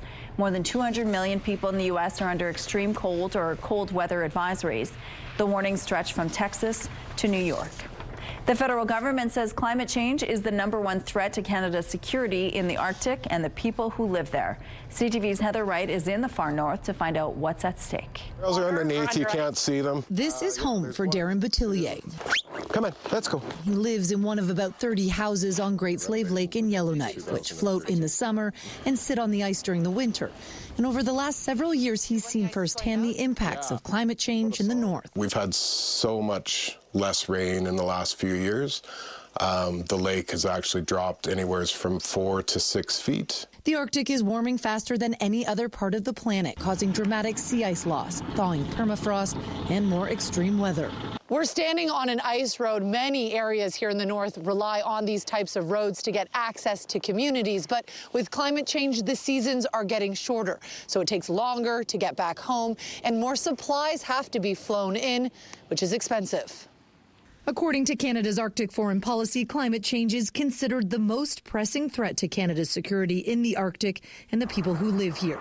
Climate change is expected to further intensify geopolitical competition by opening up shipping routes and creating more access to resource development.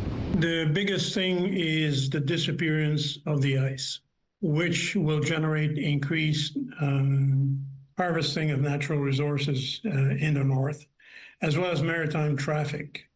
Experts say more surveillance is needed, not only from a military perspective, but in monitoring environmental changes as well.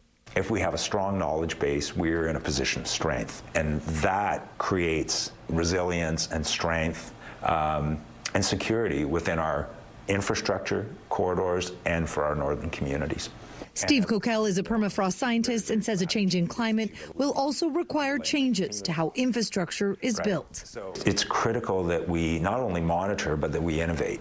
While a warming Arctic will provide economic opportunity, it will also disrupt the delicate ecosystem and the people who live here, with advocates saying there must be strict environmental protections as well. We have some road closures to remind you about this morning. Following the rush, the southbound curb lane on Main Street will be closed from James to William. On Dufferin Avenue, the eastbound curb lane will be closed between Derby and Robinson. And the southbound curb lane on Yonge Street will be closed from Portage to Broadway. If you have any other traffic tips, text them to us, please. Here's a look at your gas prices. The Canadian average is $1.27. The provincial average is lower at $1.18. In Winnipeg, the average is $1.15. And the lowest price in the city is $1.10. All this information is on gasbuddy.com. Outside right now, we're sitting at -26 with the wind chill. It feels like -37. More Your Morning Winnipeg after the break.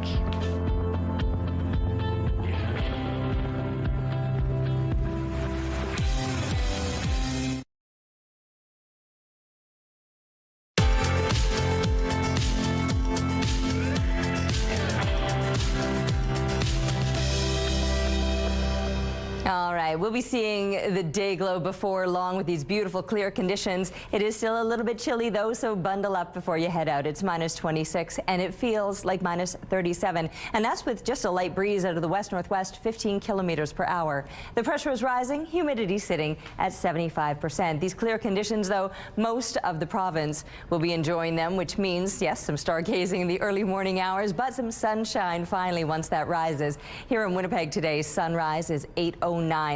The far northeastern part of the province may be the one place where the clouds will remain on the heavier side, and you might even see some light and scattered snow. But even there, the temperatures, well, they might be a little bit below seasonal. They're still improving over the deep freeze that we got through over the weekend. And if you got through that, we can get through this. We've got about another week of these slightly below seasonal temperatures. But while the northeast might have a few extra clouds lingering, most of us will be enjoying a little bit more sunshine.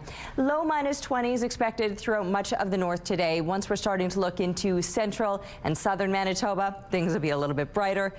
A little bit warmer, only by a couple degrees. High -teens is what we're expecting to reach today, when -12 is in fact a normal daytime high. So we're still nowhere near the seasonal temperatures, but again, compared to where we've been, this doesn't seem so bad. And it'll look a lot better too once that sun rises this morning, and even parts of northwestern Ontario will enjoy that sunshine today. Now the rest of this week will pretty much be the same day after day until Friday, with a little bit of sunshine and some slightly below seasonal temperatures right up until the end of the week. But by the time the weekend rolls around, temperatures on the rise. We will see some heavier clouds starting to move in for the weekend, and probably even a bit of precipitation. But with this nice swing, these temperatures reaching slightly above seasonal. Compared to the -12, will be a few degrees above. And while it might be cloudy for the weekend, it looks like the sun will be back for the start of next week. Thank you, Terry. Let's go back to Ainsley McPhail now, who's live at Fort Whyte Alive. It's hard to imagine that spring is on the way, but really it is, and parents need to start thinking about how to get their kids in some activities. Good morning, Ainsley. Rochelle, our next guest is manager of nature-based learning in one of the most competitive markets in Manitoba, getting kids into spring and summer camps. We're at Fort Whyte Alive. I hear it really is competitive, though. You know, there's a lot happening in the city, and there's a lot of people that need help with their children, what to do with them in the summer and the spring. So yeah, we have a lot to offer, and we keep opening up more spaces, but it's still, yeah. Members here get priority registration, so you know, getting your membership helps you get a discount as well as first dibs on spaces. So that's a really important thing to have. Well, you know what? All the other benefits of being here as well. You know, the gift shop and the trails and all kinds of things. So. I'm sure it's refreshing too for people to hear that, because they hear our forecast, they go, wow, it's super cold. So it's a window into the next season. Yeah, we're planning for spring and summer. It's getting exciting. Spring, we never really know what the weather's going to be. You know, sometimes it's still blizzarding, sometimes it's lots of puddles. So prepare for anything for spring. But for summer, we can pretty much guarantee it's going to be hot and fun. We've got 2 beaches now where there's always swimming components, even for the little ones. As of last year, we started swimming for the kinder camp as well, which we used to not do. So yeah, it's a beautiful site. We're stationed at Buffalo Crossing now for 2 of our camps, and we're kind of just spread all over the site. So it's a really, really good way to spend your summer. And the teens get to come back as volunteers as well. So if you don't know what to do with your 13 to 17-year-olds, you can send them here to volunteer. It's a really good work experience, really good community, really good place to make friends. And yeah, it's a lot of those folks as well will end up getting paid positions as they go. So there's a lot of ways to move through the ranks. A lot of kids come from age 10 as campers and then end up running the whole camp by the time they're in university. So it's a really nice community here. Well, this is a transition from one party to the next. We're going to be talking to you at 8:06 about an outdoor party, this one being for 18 plus. Back to you. Okay, thank you, Ainsley. If you go to a museum like the Canadian Museum for Human Rights or the Manitoba Museum, you'll need to carve out some time. They're large buildings with a lot of exhibits.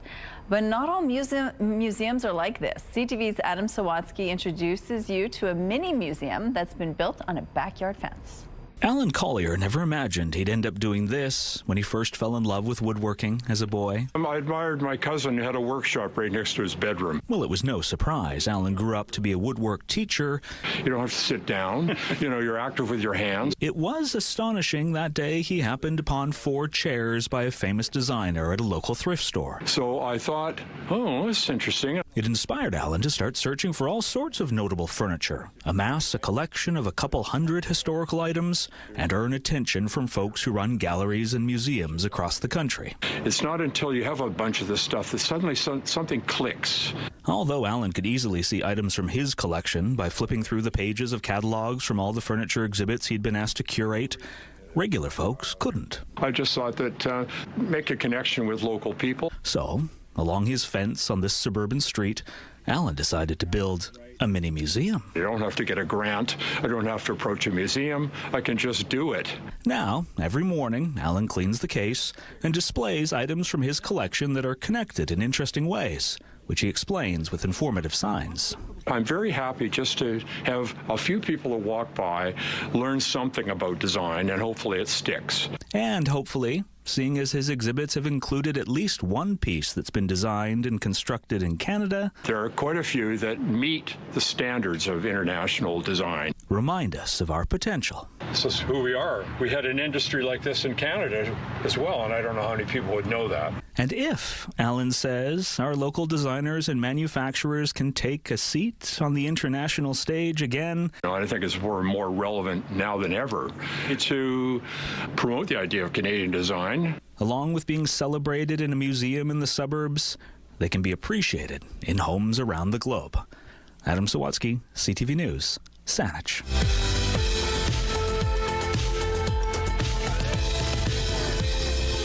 Let's see who's celebrating a milestone today. Happy 2nd birthday to Solera. Hope you have the best day ever. Love Mommy, Daddy, Kenneth, Sahara, Calix, Caro, and the rest of the family.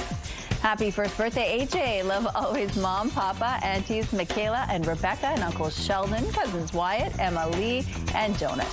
Happy 5th birthday, Luke. Love from your sister Ruby and all your family. Happy 70th birthday, Papa Stan, from your family and friends. Happiest 14th birthday to Merlin Jr., a.k.a. The Beebs, with love from your family. To submit your milestone, visit our website, ctvnewswinnipeg.ca, and fill out the form at least 2 days in advance. It'll also enter you into our monthly contest for a chance to win a $100 gift certificate to Party Stuff. Milestones is brought to you by Party Stuff, Winnipeg's balloon headquarters with 3 locations.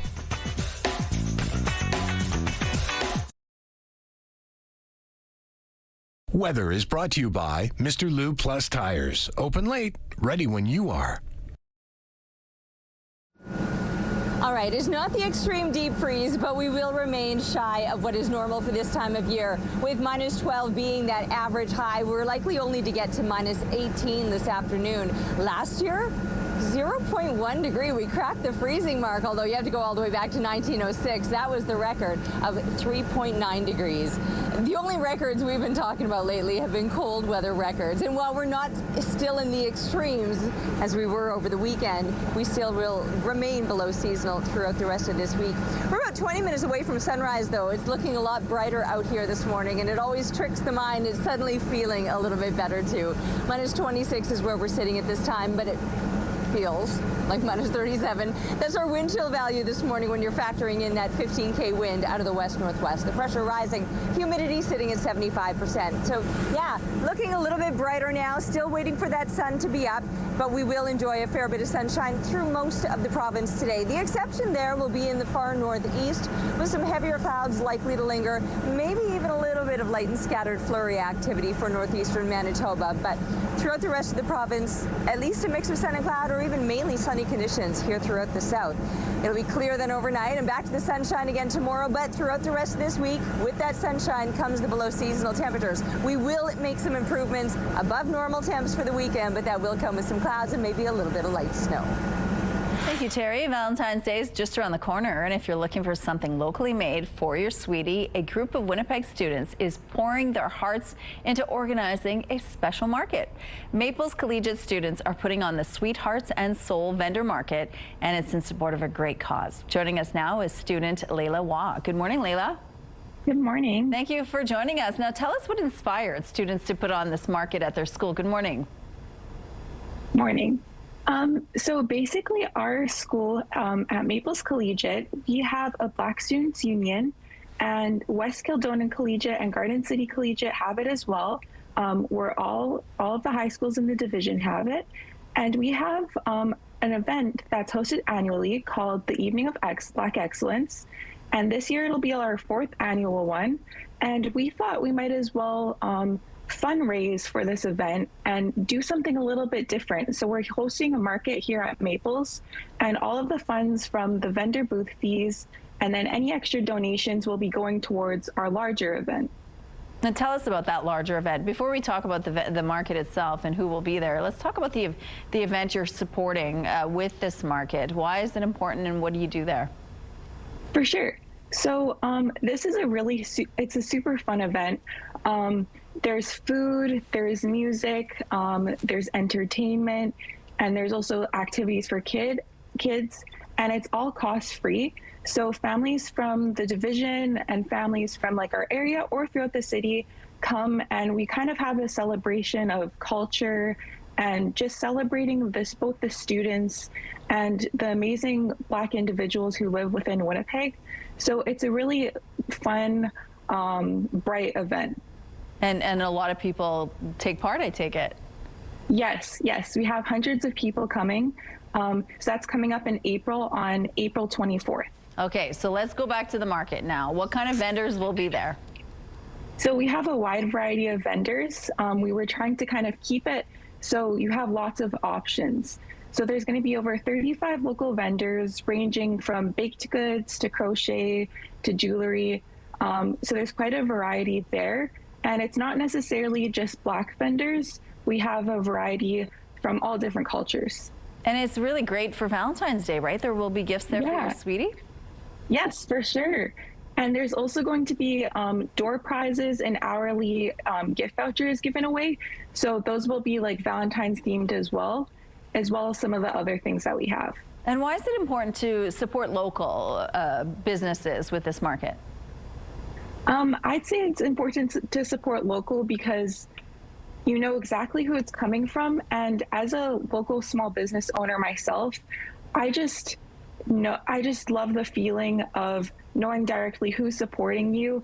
And because you're like the main person who sees that, then it's really nice experiencing the feel of knowing who your customer was, them knowing who the maker of it was, knowing where it's going. So things like that. Layla, what grade are you in? I'm in grade 12. Okay, so this kind of experience, what do you think it's going to help you with once you're done school? So I've been a small business owner for 3.5 years now, and I've always had interested in hosting markets like these.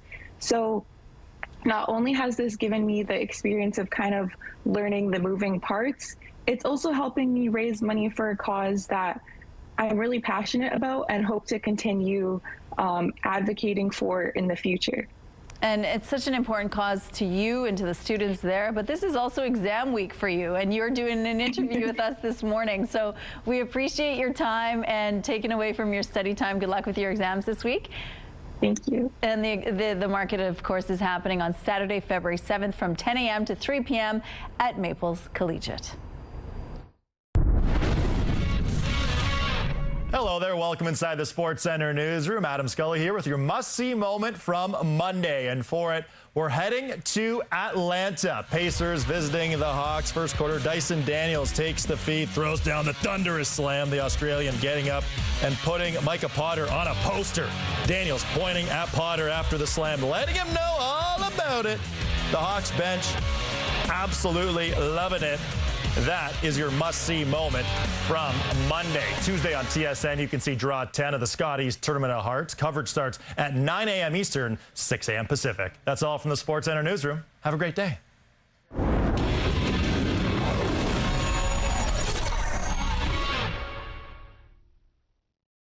The TSN must-see moment is brought to you by Super Blinds and Draperies, featuring Hunter Douglas products. Here's a look outside right now on the St. James Bridge. It looks like things are starting to light up out there and traffic is moving well in this part of the city. We'll be back after this short break with your 8 o'clock headlines. It's Tuesday, January 27th, updating the landfill search. The Premier says there are encouraging signs that a slain woman's remains may be closer to being located. Ripple effects, crippling snowstorms in the east leave some travelers in Manitoba waiting for long delayed flights and camping at the airport. And these certainly cut the mustard. What's better than a spectacle marrying two iconic American favorites, hot dogs and auto racing? Your Morning Winnipeg starts right now.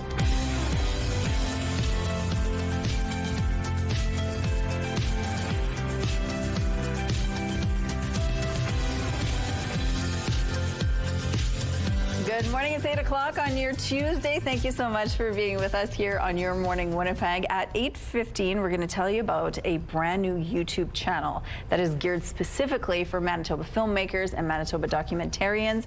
It hasn't even been officially launched yet, and already it's getting a lot of attention. Ooh. So we're going to tell you more about that and what you can find there, but also the weather. It's not warm, no, but it's better than what it was. But at least it's bright and sunny, and you're right. It is bright. The sun will be up in like less than 10 minutes time. So that's one thing we have going for us. Oh, and look at that gorgeous sky that we're waking up to this morning. Absolutely beautiful. Now, you're right, Rochelle. It's not warm. We're still dealing with these below seasonal temperatures. Minus 26 is where we're sitting right now. And it feels like minus 37 once you're factoring in that wind. It's out of the west-northwest this morning, 15 kilometers per hour. The pressure is rising and the humidity is sitting at 75%. Minutes away from sunrise, though, and it's already looking so good. So imagine once that sun is so much higher in the sky and it's looking bright and blue with just a few clouds, that's what we can expect out of today and out of most of this week, in fact. For most of the province, there will be a few extra clouds hanging around in the far northeast, and with those clouds there might even be a little bit of light and scattered snow. But aside from the northeast, most of us will have fairly sunny conditions today. Yes, we're all going to be a little bit below seasonal still. These temperatures, they're struggling to get back to what would be normal for this time of year, but relatively speaking, and I feel like that's the one thing that we have to cling to right now, relatively speaking, this is a huge improvement over where we were over this past weekend. So clearish and just a few clouds if you do see any at all. Tomorrow, still with the far northeast, dealing with some precipitation, flurries that'll likely lag right along that eastern border throughout the day, pushing a little bit further south.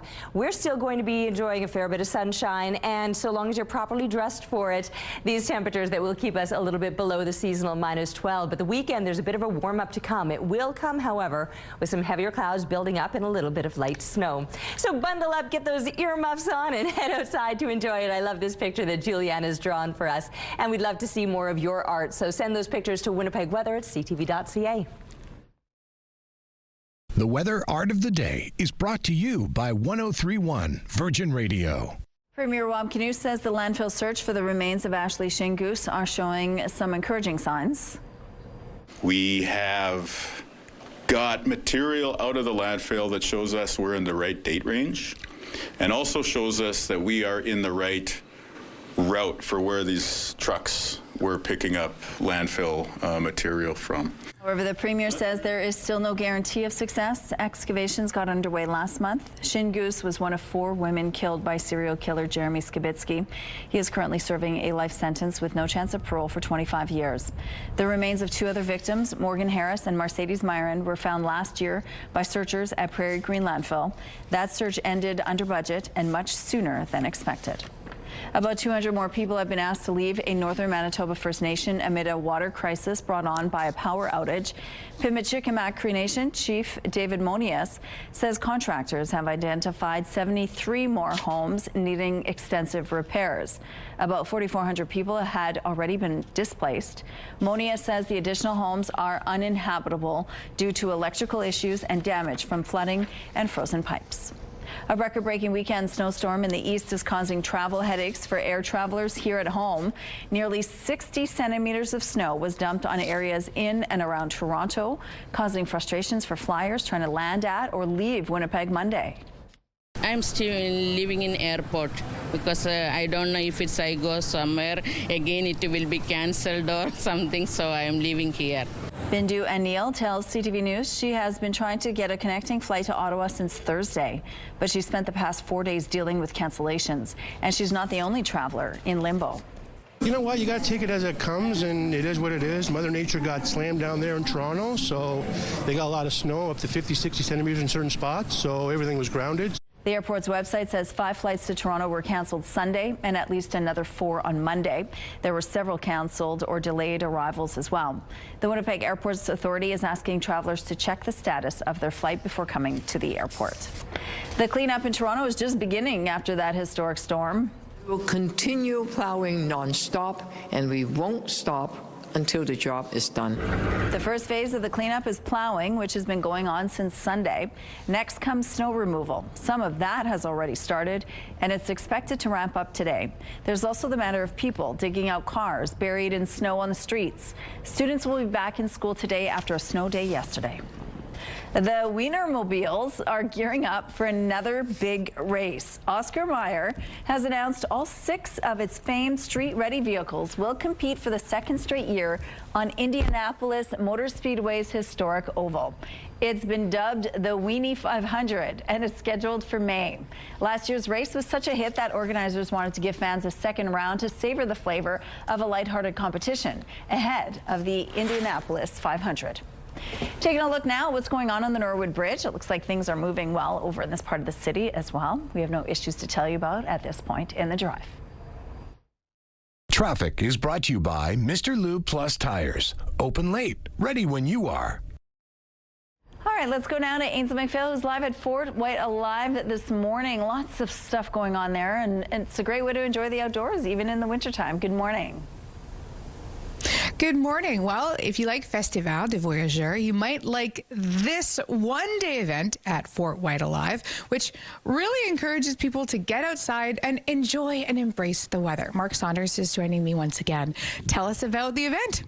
Well, the event is called the Lake Shaker. It's happening on Saturday, March 7th here at Fort Whyte.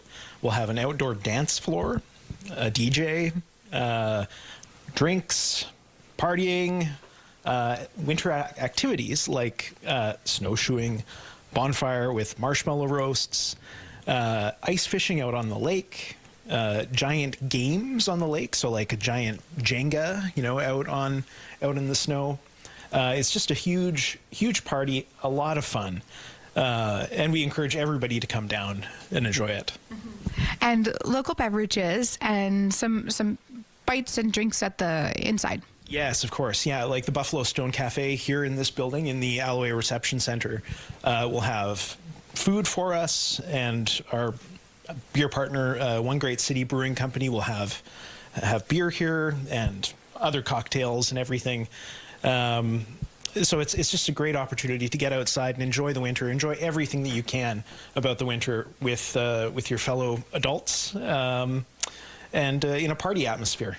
It's not the first time you've done it. You've done it in the past. Tell us about some of the neat details people might be able to expect. Right. Well, we're still working out the details for this year. But in the past, we've had a bar made of ice. We've had signature cocktails.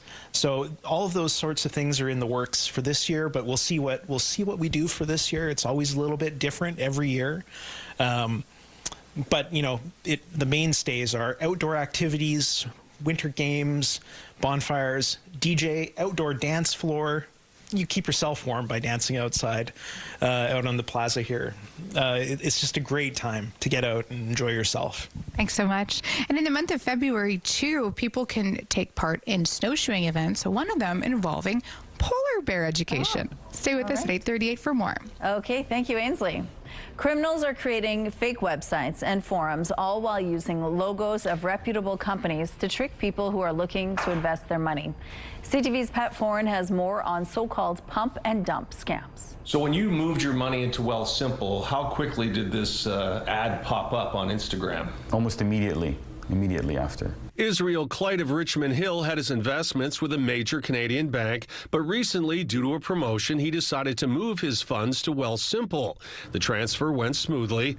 After he made the switch, he was on Instagram when he saw a Wealthsimple offer to take part in an online trading platform on how to make money in the stock market. Those ads had the Wealthsimple name and the logo. It looked legitimate from Wealthsimple. Clyde says the trading group suggested he buy a stock. He did, and within days, he doubled his money. I sold the stock, but actually made $14,000 on this transaction. So I was like, oh, wow. Clyde felt the advice must be trustworthy, so he made a much larger investment. But this time, things went bad fast. As soon as I bought it that day, 5 minutes later, the stock tanked. It went from $1.68 US to 10 cents at the time, and I just panicked. He was caught in a pump and dump scam and lost $260,000. When he tried to contact the forum again, it was shut down. Tried to get into the group chat. Everything was gone. Like the phone numbers looked like they just were erased. Wealthsimple told CTV News, Wealthsimple reported more than 10,000 fraudulent ads to Meta, and we're only one of many financial institutions fighting this issue. Wealthsimple will never recommend specific stocks or securities to buy. To avoid pump and dump scams, don't listen to social media investment tips or hype through online forums.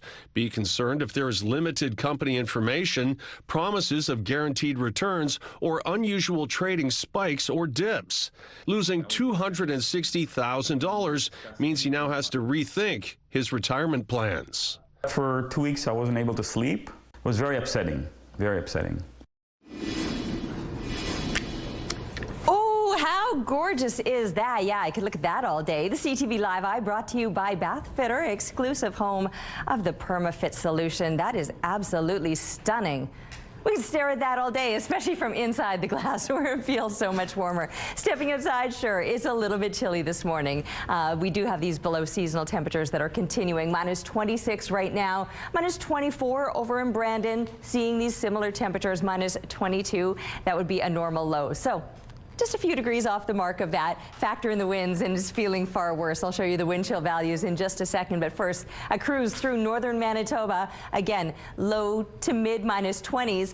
Churchill is actually the warmest spot in the entire province this morning. It actually comes with some heavier clouds, and anytime there's heavier clouds, it acts as that blanket of insulation. So that's why we're seeing a big difference in the temperatures up in the far northeast than through the rest of the province where it is quite clear. Now, factor in winds, and sure, this is where there's a bit of a bite on top of those already below seasonal temperatures. Wind chill values in the mid minus 30s, high minus 30s even this morning once we're moving up into parts of northern Manitoba. I mentioned clear through most of the province with the exception of the far northeast.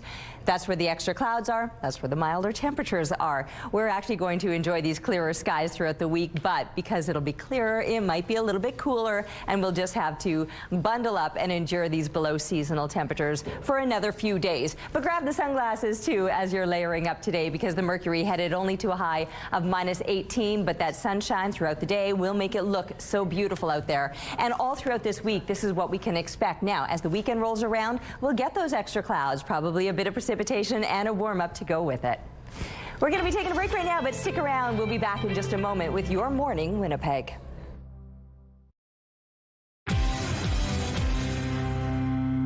The federal government will set up a new auto task force to protect jobs, and it will include the Ontario government. Industry Minister Melanie Joly announcing in Toronto on Monday the task force will look at issues such as the future of car manufacturing, investment, jobs, and electrification. It will also enable the federal government to coordinate efforts with the Ontario government when Ottawa presents a new auto strategy. As U.S. President Donald Trump's threats of 100% tariffs against Canada looms, a new report has found that the ongoing trade war resulted in restaurant operators spending on average about 37% more on food.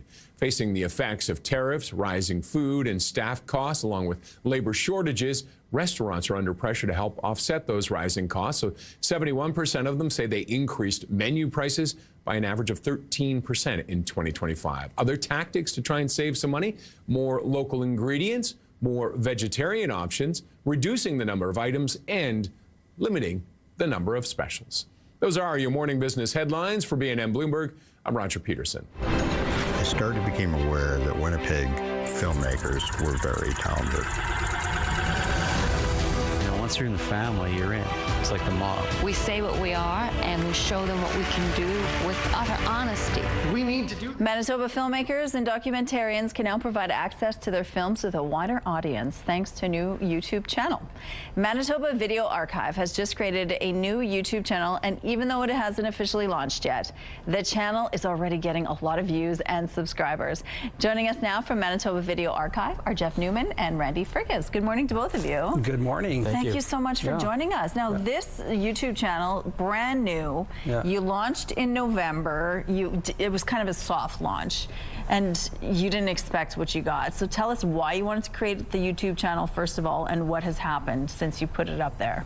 Yeah, well, it's actually the Manitoba Documentary Archive, so it's specifically for documentaries, but we did it because we wanted to really showcase what Manitoba filmmakers can offer in terms of documentary. And you know, it's harder and harder to get attention and get funding in this space for making films these days.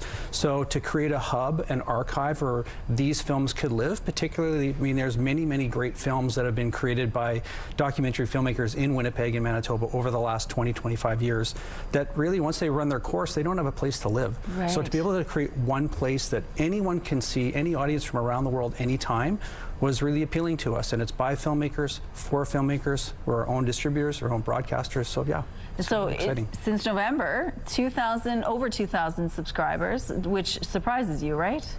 Yeah, I mean, we weren't expecting that many right off the hop, but we've kind of struck a gold with one particular film called Ballet Girls, which was made in 2006 by Merritt Jensen Carr and Vonnie von Helmut, two Winnipeg-based producers, and it's caught on, and we have a huge viewership.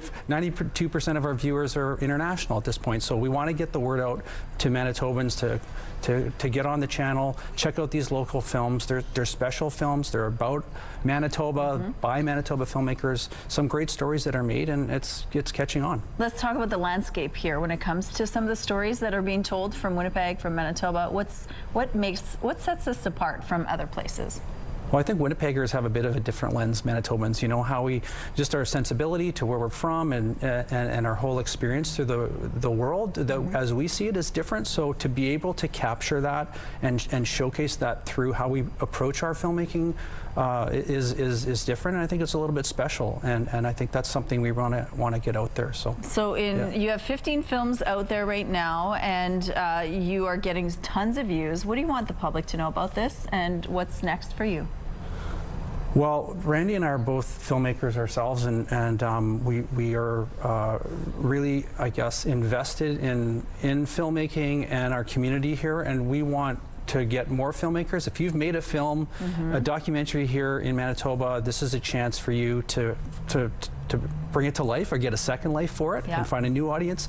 And again, but for viewers themselves in Manitoba, it's a place to go. You can find this great archive of special stories that have been done here in Manitoba that you might be surprised at how amazing some of these stories really are. Some great filmmakers. And you know, Randy himself has done some great films, right? Like just to create like opportunities and an audience. Like YouTube is a platform where you put your film on the channel and it can be accessible anywhere in the world.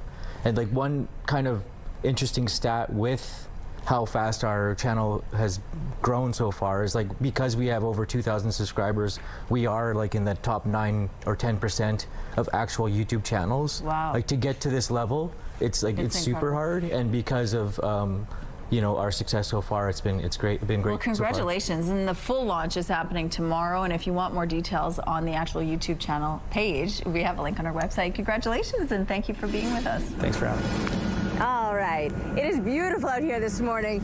Staring at blue sky, the sun is rising, and before long we're going to be blinded as the sun is bouncing off the snow. It is still cold, so I would say bundle up before you head out, but it certainly is looking quite beautiful out here. And while it's cold, it's not as cold as it was. Improvements there. We're sitting at minus 26. It feels like minus 36 once you're factoring in that wind, but even the wind on the lighter side, 15 clicks out of the west. The pressure rising and the humidity sitting at 75%. This is the kind of day that you can enjoy. I mean, sure, you need those extra layers on. You probably want to keep moving at a decent pace if you're headed out, but it's easy to dress for this kind of cold because we do have fairly light winds. So I always say winds are so much harder to endure, but when it's just the cold, those extra layers and a little bit of body heat as you're rolling along on your stroll. Grab the sunglasses. It's going to be like this all throughout this week with these below seasonal temperatures lasting right up until Friday. Now, it will come with some sunshine. Things will be looking good. And then for the weekend, we've actually got a warm up coming, but that will come with some extra clouds. That's typically the case. The clouds will bring in some, or they'll act as that layer of insulation. There's going to be a little bit of snow coming in this weekend, but a big change up with the temperatures. So suddenly by the weekend, we'll be back up above seasonal, and things will be looking good as we continue through next week. Speaking of looking good, what a stunning photo. Thanks to Jason for sharing this. And you can keep the pictures coming to Winnipeg Weather at CTV.ca. Weather is brought to you by Strictly Amish, exclusively in Arborg, Manitoba.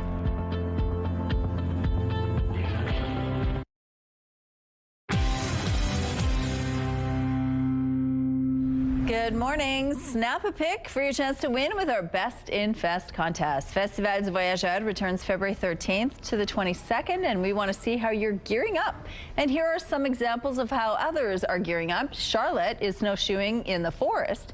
William is growing out his beard, and Heather is building a Quincy. Whatever it is, we want to see more. Upload your photos to our website, ctvwinnipeg.ca, or post it to social media using the hashtag BestInFestContest. Weekly winners will be selected to win a 4-pack of passes to Festival du Voyageur. Customers are crowding into a small shop in eastern China looking for an unlikely best-selling toy ahead of the Lunar New Year. Move over Labubu, the toy, a frowning red plush horse. It's been nicknamed the crying horse and only exists because of an accident in manufacturing. Smiling horses were being made for the upcoming Year of the Horse, but an error that was made resulted in some sad ones, as you can see here. Some people have joked the crying horse is how you look while you're at work, while the smiling one is for how you look after work. I like that. A veteran presence on the Blue Bombers offensive line is returning for another season. The Bombers have agreed to a 1-year contract extension with left tackle Stanley Bryant. The fan favorite lineman is heading into his 16th CFL season and 11th with the blue and gold. Bryant was named the Bombers' most outstanding offensive lineman in 2025 for the 7th time in franchise history and is a 3-time Grey Cup champion. The most decorated lineman in CFL history turns 40 in May and was scheduled to become a free agent in February. A Montreal microbiologist has turned her microscopic artwork into a full-time job. She wants people to better understand science by seeing it on a cellular level. CTV's Christine Long has more. Welcome to the microverse. Chloe Savard puts a sample of pond water from LaFontaine Park under the microscope. The microscopic world is filled with wonders and beauty, but it's also filled with stuff that is gross. Under her ultra-magnified lens, bird feathers reveal a kaleidoscope of color, and different milks show off very different textures. Pairing her amazing images with carefully selected music, Savard wants her millions of social media followers to be curious about science. Science needs to be mainstream, right? It needs to be accessible to everyone. Her Tardigrade account is named after the microscopic organism tardigrade, the water bear, a tiny, admirable animal. Because of its resilience, of its adaptability. Savard has good reasons for showing the beauty of the natural world in miniature and how all living things are interconnected.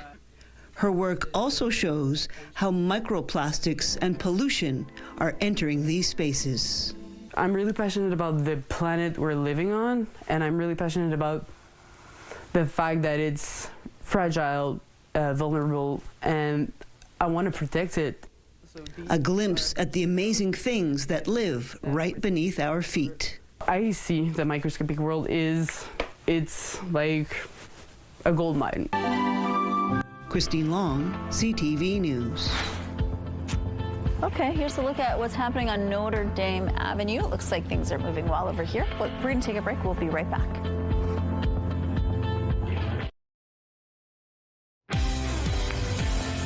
All right, waking up to the sunshine, and it is looking good outside. Minus 26. It feels like minus 36.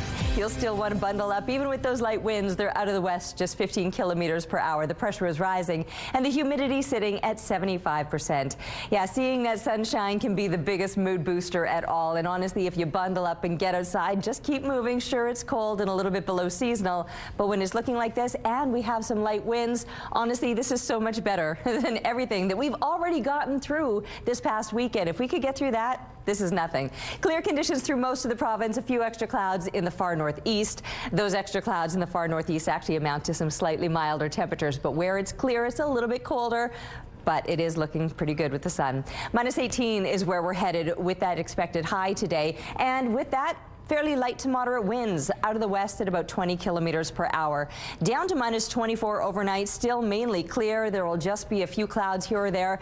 And the winds, again, a non-issue. And that's a nice change up. I know those winds yesterday were pretty intense, but that's not going to be the case for the next couple of days. The sun will keep shining for us. Sure, we're going to deal with these below seasonal temperatures. We likely will through the rest of the week. But then by the time the weekend rolls around, we'll start to see some improvements with the temperatures. The conditions will be changing up, though. Adios to the sunshine, heavier clouds moving in, and with those clouds, a little bit of light snow. That's how we'll kick off the weekend on Saturday. Heavier clouds lingering through Sunday, and by the time we're looking ahead to next week, still with the above seasonal temperatures and the sunshine returning again.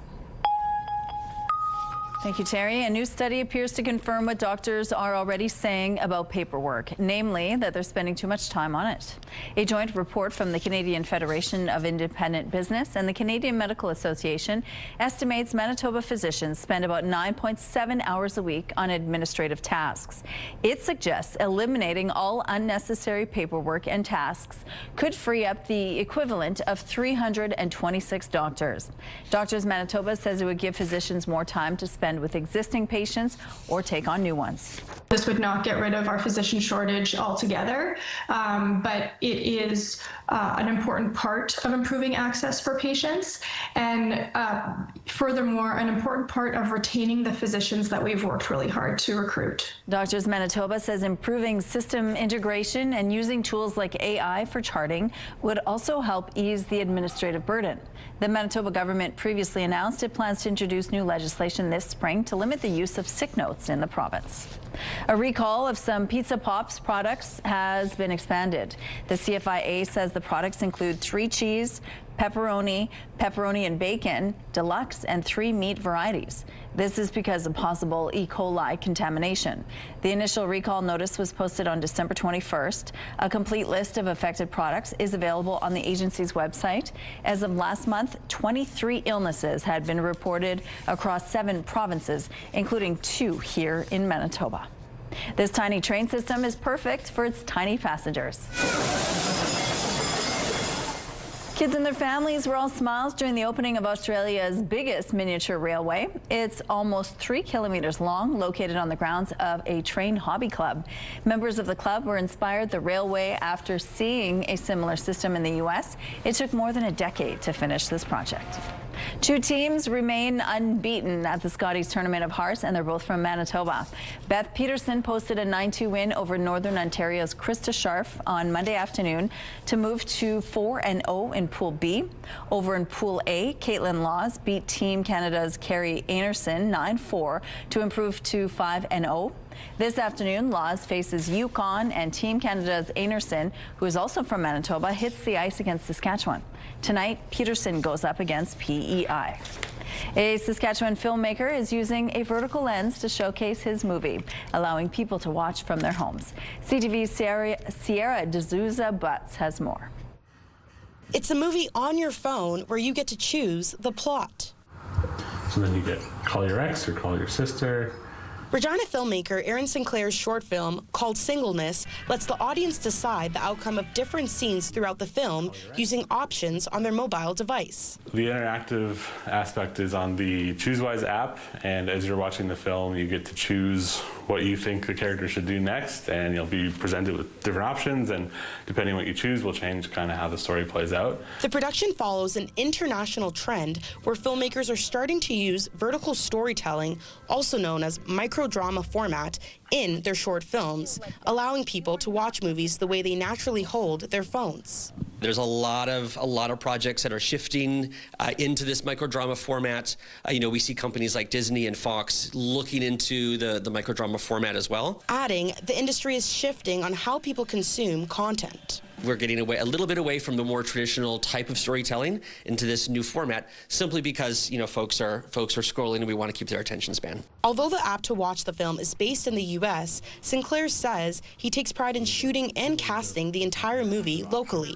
It's really great kind of working with Saskatchewan talent to make something like this. I think that we can offer this sort of like production value here that if you were doing the same production value in LA, it would just cost so much more. It'd be so much harder to do, but people are just excited to be a part of something cool here. Already working on his next production, Sinclair says it's an exciting time to be a Saskatchewan filmmaker. Sierra D'Souza Butts, CTV News, Regina.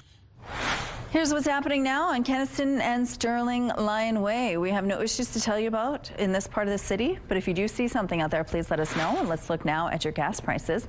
The Canadian average is $1.27. The provincial average is lower at $1.18. In Winnipeg, the average is $1.15, and the lowest price in the city is $1.10. All this information is on gasbuddy.com.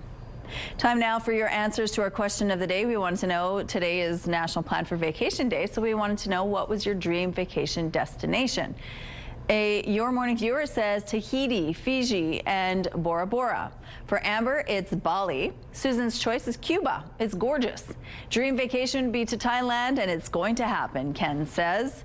Mark sent dream vacay destinations, hands down, Tamarindo, Costa Rica. Trip to Bora Bora in bungalow over the water. Another Your Morning viewer shared with us, and another viewer said Costa Rica.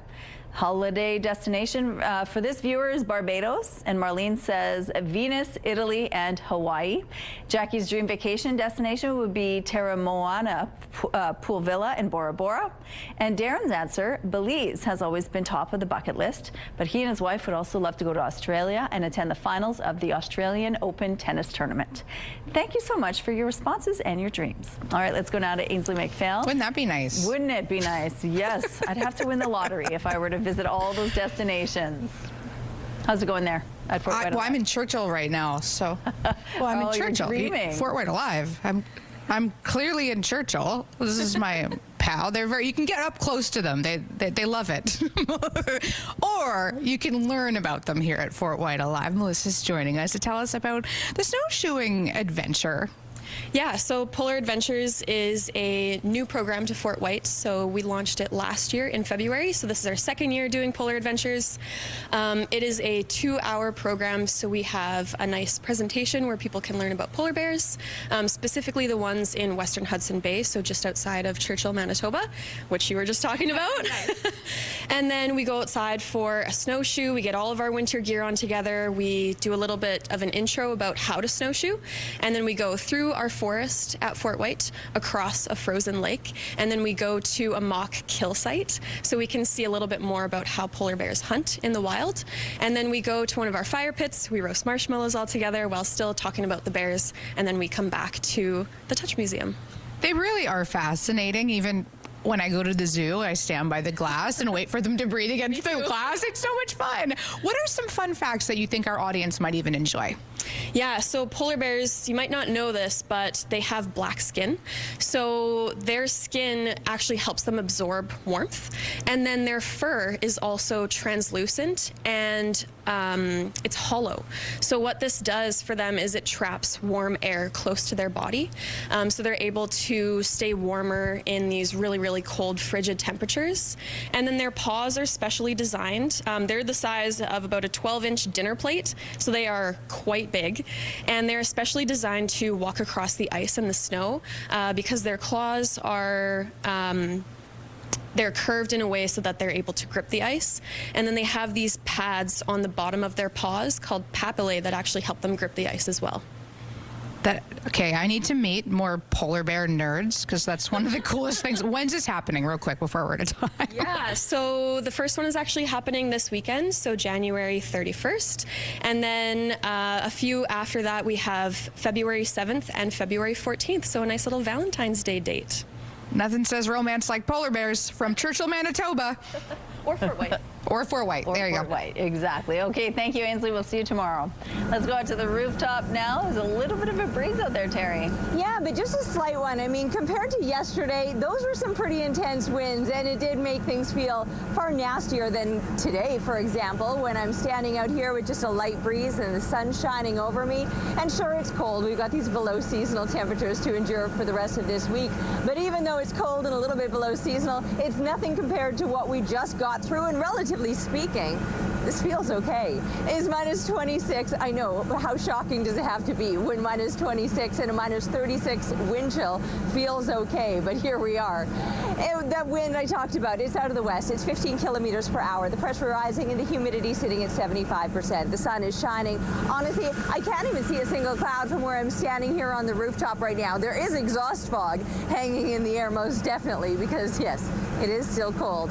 Don't be fooled about that. Throw those extra layers on, your sunglasses too. Get outside and go for a stroll. You do want to keep moving. It's cold enough for that. It's not the kind of day you just want to be hanging around, although there is a warm-up coming and just in time for the weekend. The rest of this week, however, while we will enjoy some sunshine, these cool, slightly below seasonal temperatures will be lasting. Then for the weekend, heavier clouds move in, maybe even a little fresh snow, but that's when the temperatures begin to rise and is looking milder, not just for the weekend, but even into the start of next week. We're taking a break right now, but we'll be back with your Morning Winnipeg. Weather is brought to you by Blinds Are Beautiful. Our new Hunter Douglas showroom is at 900 Lorimer.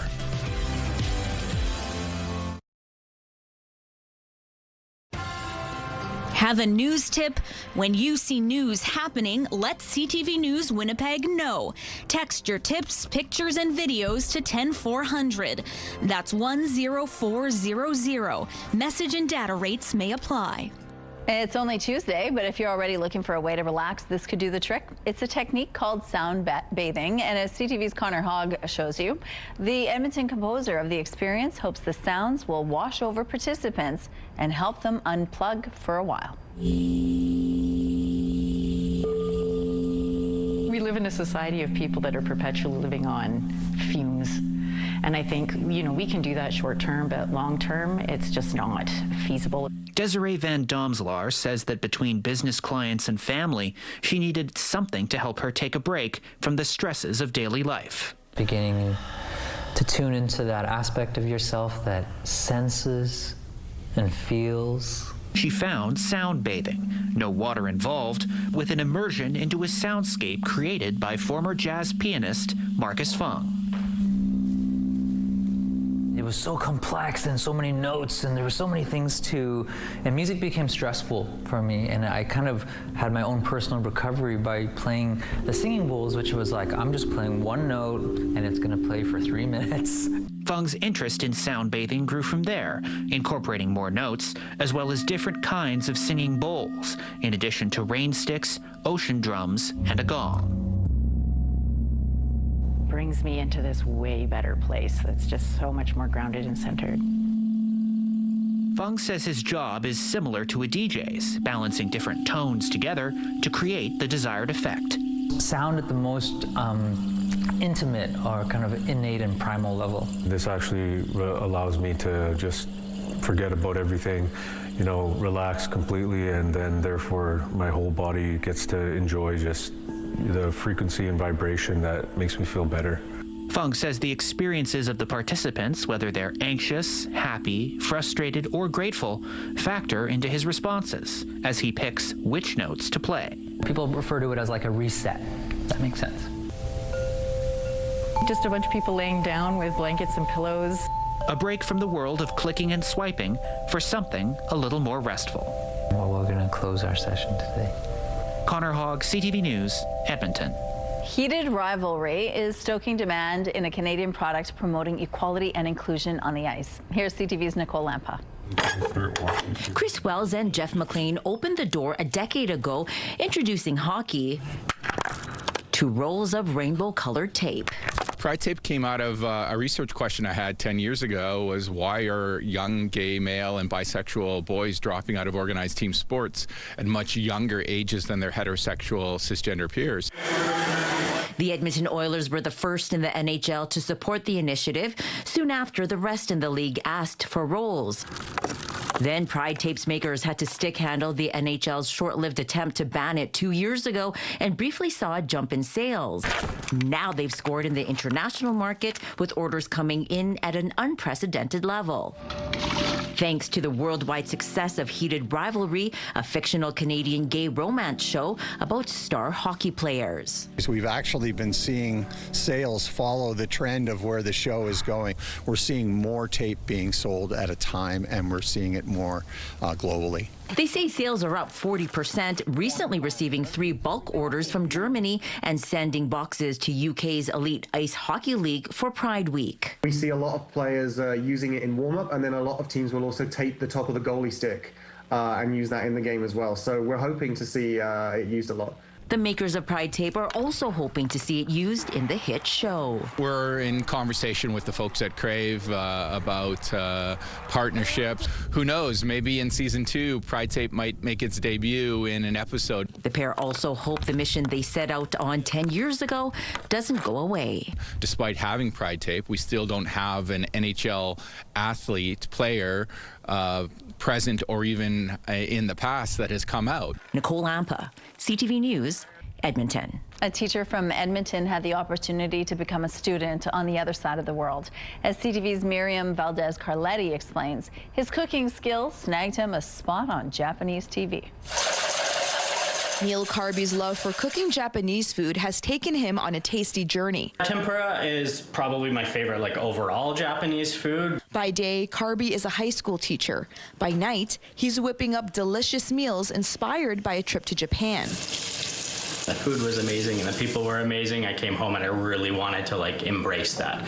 So then I did a series on my social media channels called Food I Missed from Japan. Those cooking skills helped grab the attention of the Japanese TV show Who Wants to Go to Japan? The show highlights people who are interested in Japanese culture. A select few are given the chance to learn from the pros. We hosted a little dinner party, a bunch of interview stuff. It was really cool. And then it was a surprise at the very end of that weekend that they were like, no, here, you're actually going to Japan. Carby and his wife had 10 days to prepare for a trip of a lifetime. To get that opportunity to actually learn from Japanese people how to make this cuisine, it just made it that much better and that much more special that we can take that and then I get to eat it all. From sourcing local ingredients to learning from Michelin star chefs, Carby learned the in and outs of making tempura. If an ingredient is going to taste better after it is tempura fried, you shouldn't be preparing it that way, so it's meant to showcase it. Back in his own kitchen, Carby is putting those skills into practice. I think that I actually do have like skills and talent, and that helped to like validate that a little bit and gave me a little more confidence. Giving this teacher the ultimate field trip and an A+ for his cooking. Miriam Valdez-Carletti, CTV News, Edmonton. Okay, minus 26 our morning temperature. Winds factored in, sure, it feels like minus 36. A bit of a breeze, it's out of the west, it's 15 kilometers per hour. The pressure rising, the humidity sitting at 75%. But look at that sky, not a single cloud out there. Sure, you'll notice the exhaust fog frozen in the air with these below seasonal temperatures. And that'll still be the case for yet another week before we're seeing those temperatures returning to what is normal or even above. But the conditions are very clear through most of the province. Many of us enjoying that sunshine. The exception will be up in the far northeast with a few extra clouds in that area. Throughout this week, I mentioned the conditions will pretty much be the same. Below seasonal, minus 12. That's normal for this time of year. But we will enjoy that sunshine right up till the end of the week. Now, that sun will disappear with the clouds moving in for the weekend, but with it come the warmer temperatures. There will also likely be a little bit of light snow to kick things off on Saturday, and then those temperatures remaining above seasonal even into next week when that sunshine returns again. We're taking a break, but we'll be back with your morning Winnipeg. Rooftop arrangements provided by Lacoste Garden Center. Salon services provided by Essentique Spa Salon. Okay, we're going to say goodbye, but first we're going to show you some fun video. Elf is a holiday classic, and this tot loved it so much she decided to sing the storyline. Anyone wants to see Grandma's song? I'll stop there. Christian love boy. I found you, Daddy. That's pretty impressive. This 2-year-old pretty much summarized the whole movie with a little ditty to her daddy. As the caption says, we really love Elf over here. Indeed. Aww. Well, falling can be painful unless it's done like this. Oh my gosh, this man is showing off the classic fall and roll move made famous by Gene Wilder in Willy Wonka. Many people have commented saying that it's actually harder than it looks. I believe that. Oh, I don't doubt that for sure. Gosh. That's close. You know, apparently Gene Wilder insisted on that move, said he wouldn't do the movie unless he could open like that. Really? I didn't know that. And then finally, some Boston residents are having fun after a snowstorm. Oh no. A skier and snowboarder in Boston took advantage of the massive snowfall which blanketed the city. Based on how snow-covered the streets are in this video, skis or a board were definitely the best way to get around. Pretty cool. That does it for us. Have a great day. We'll see you tomorrow.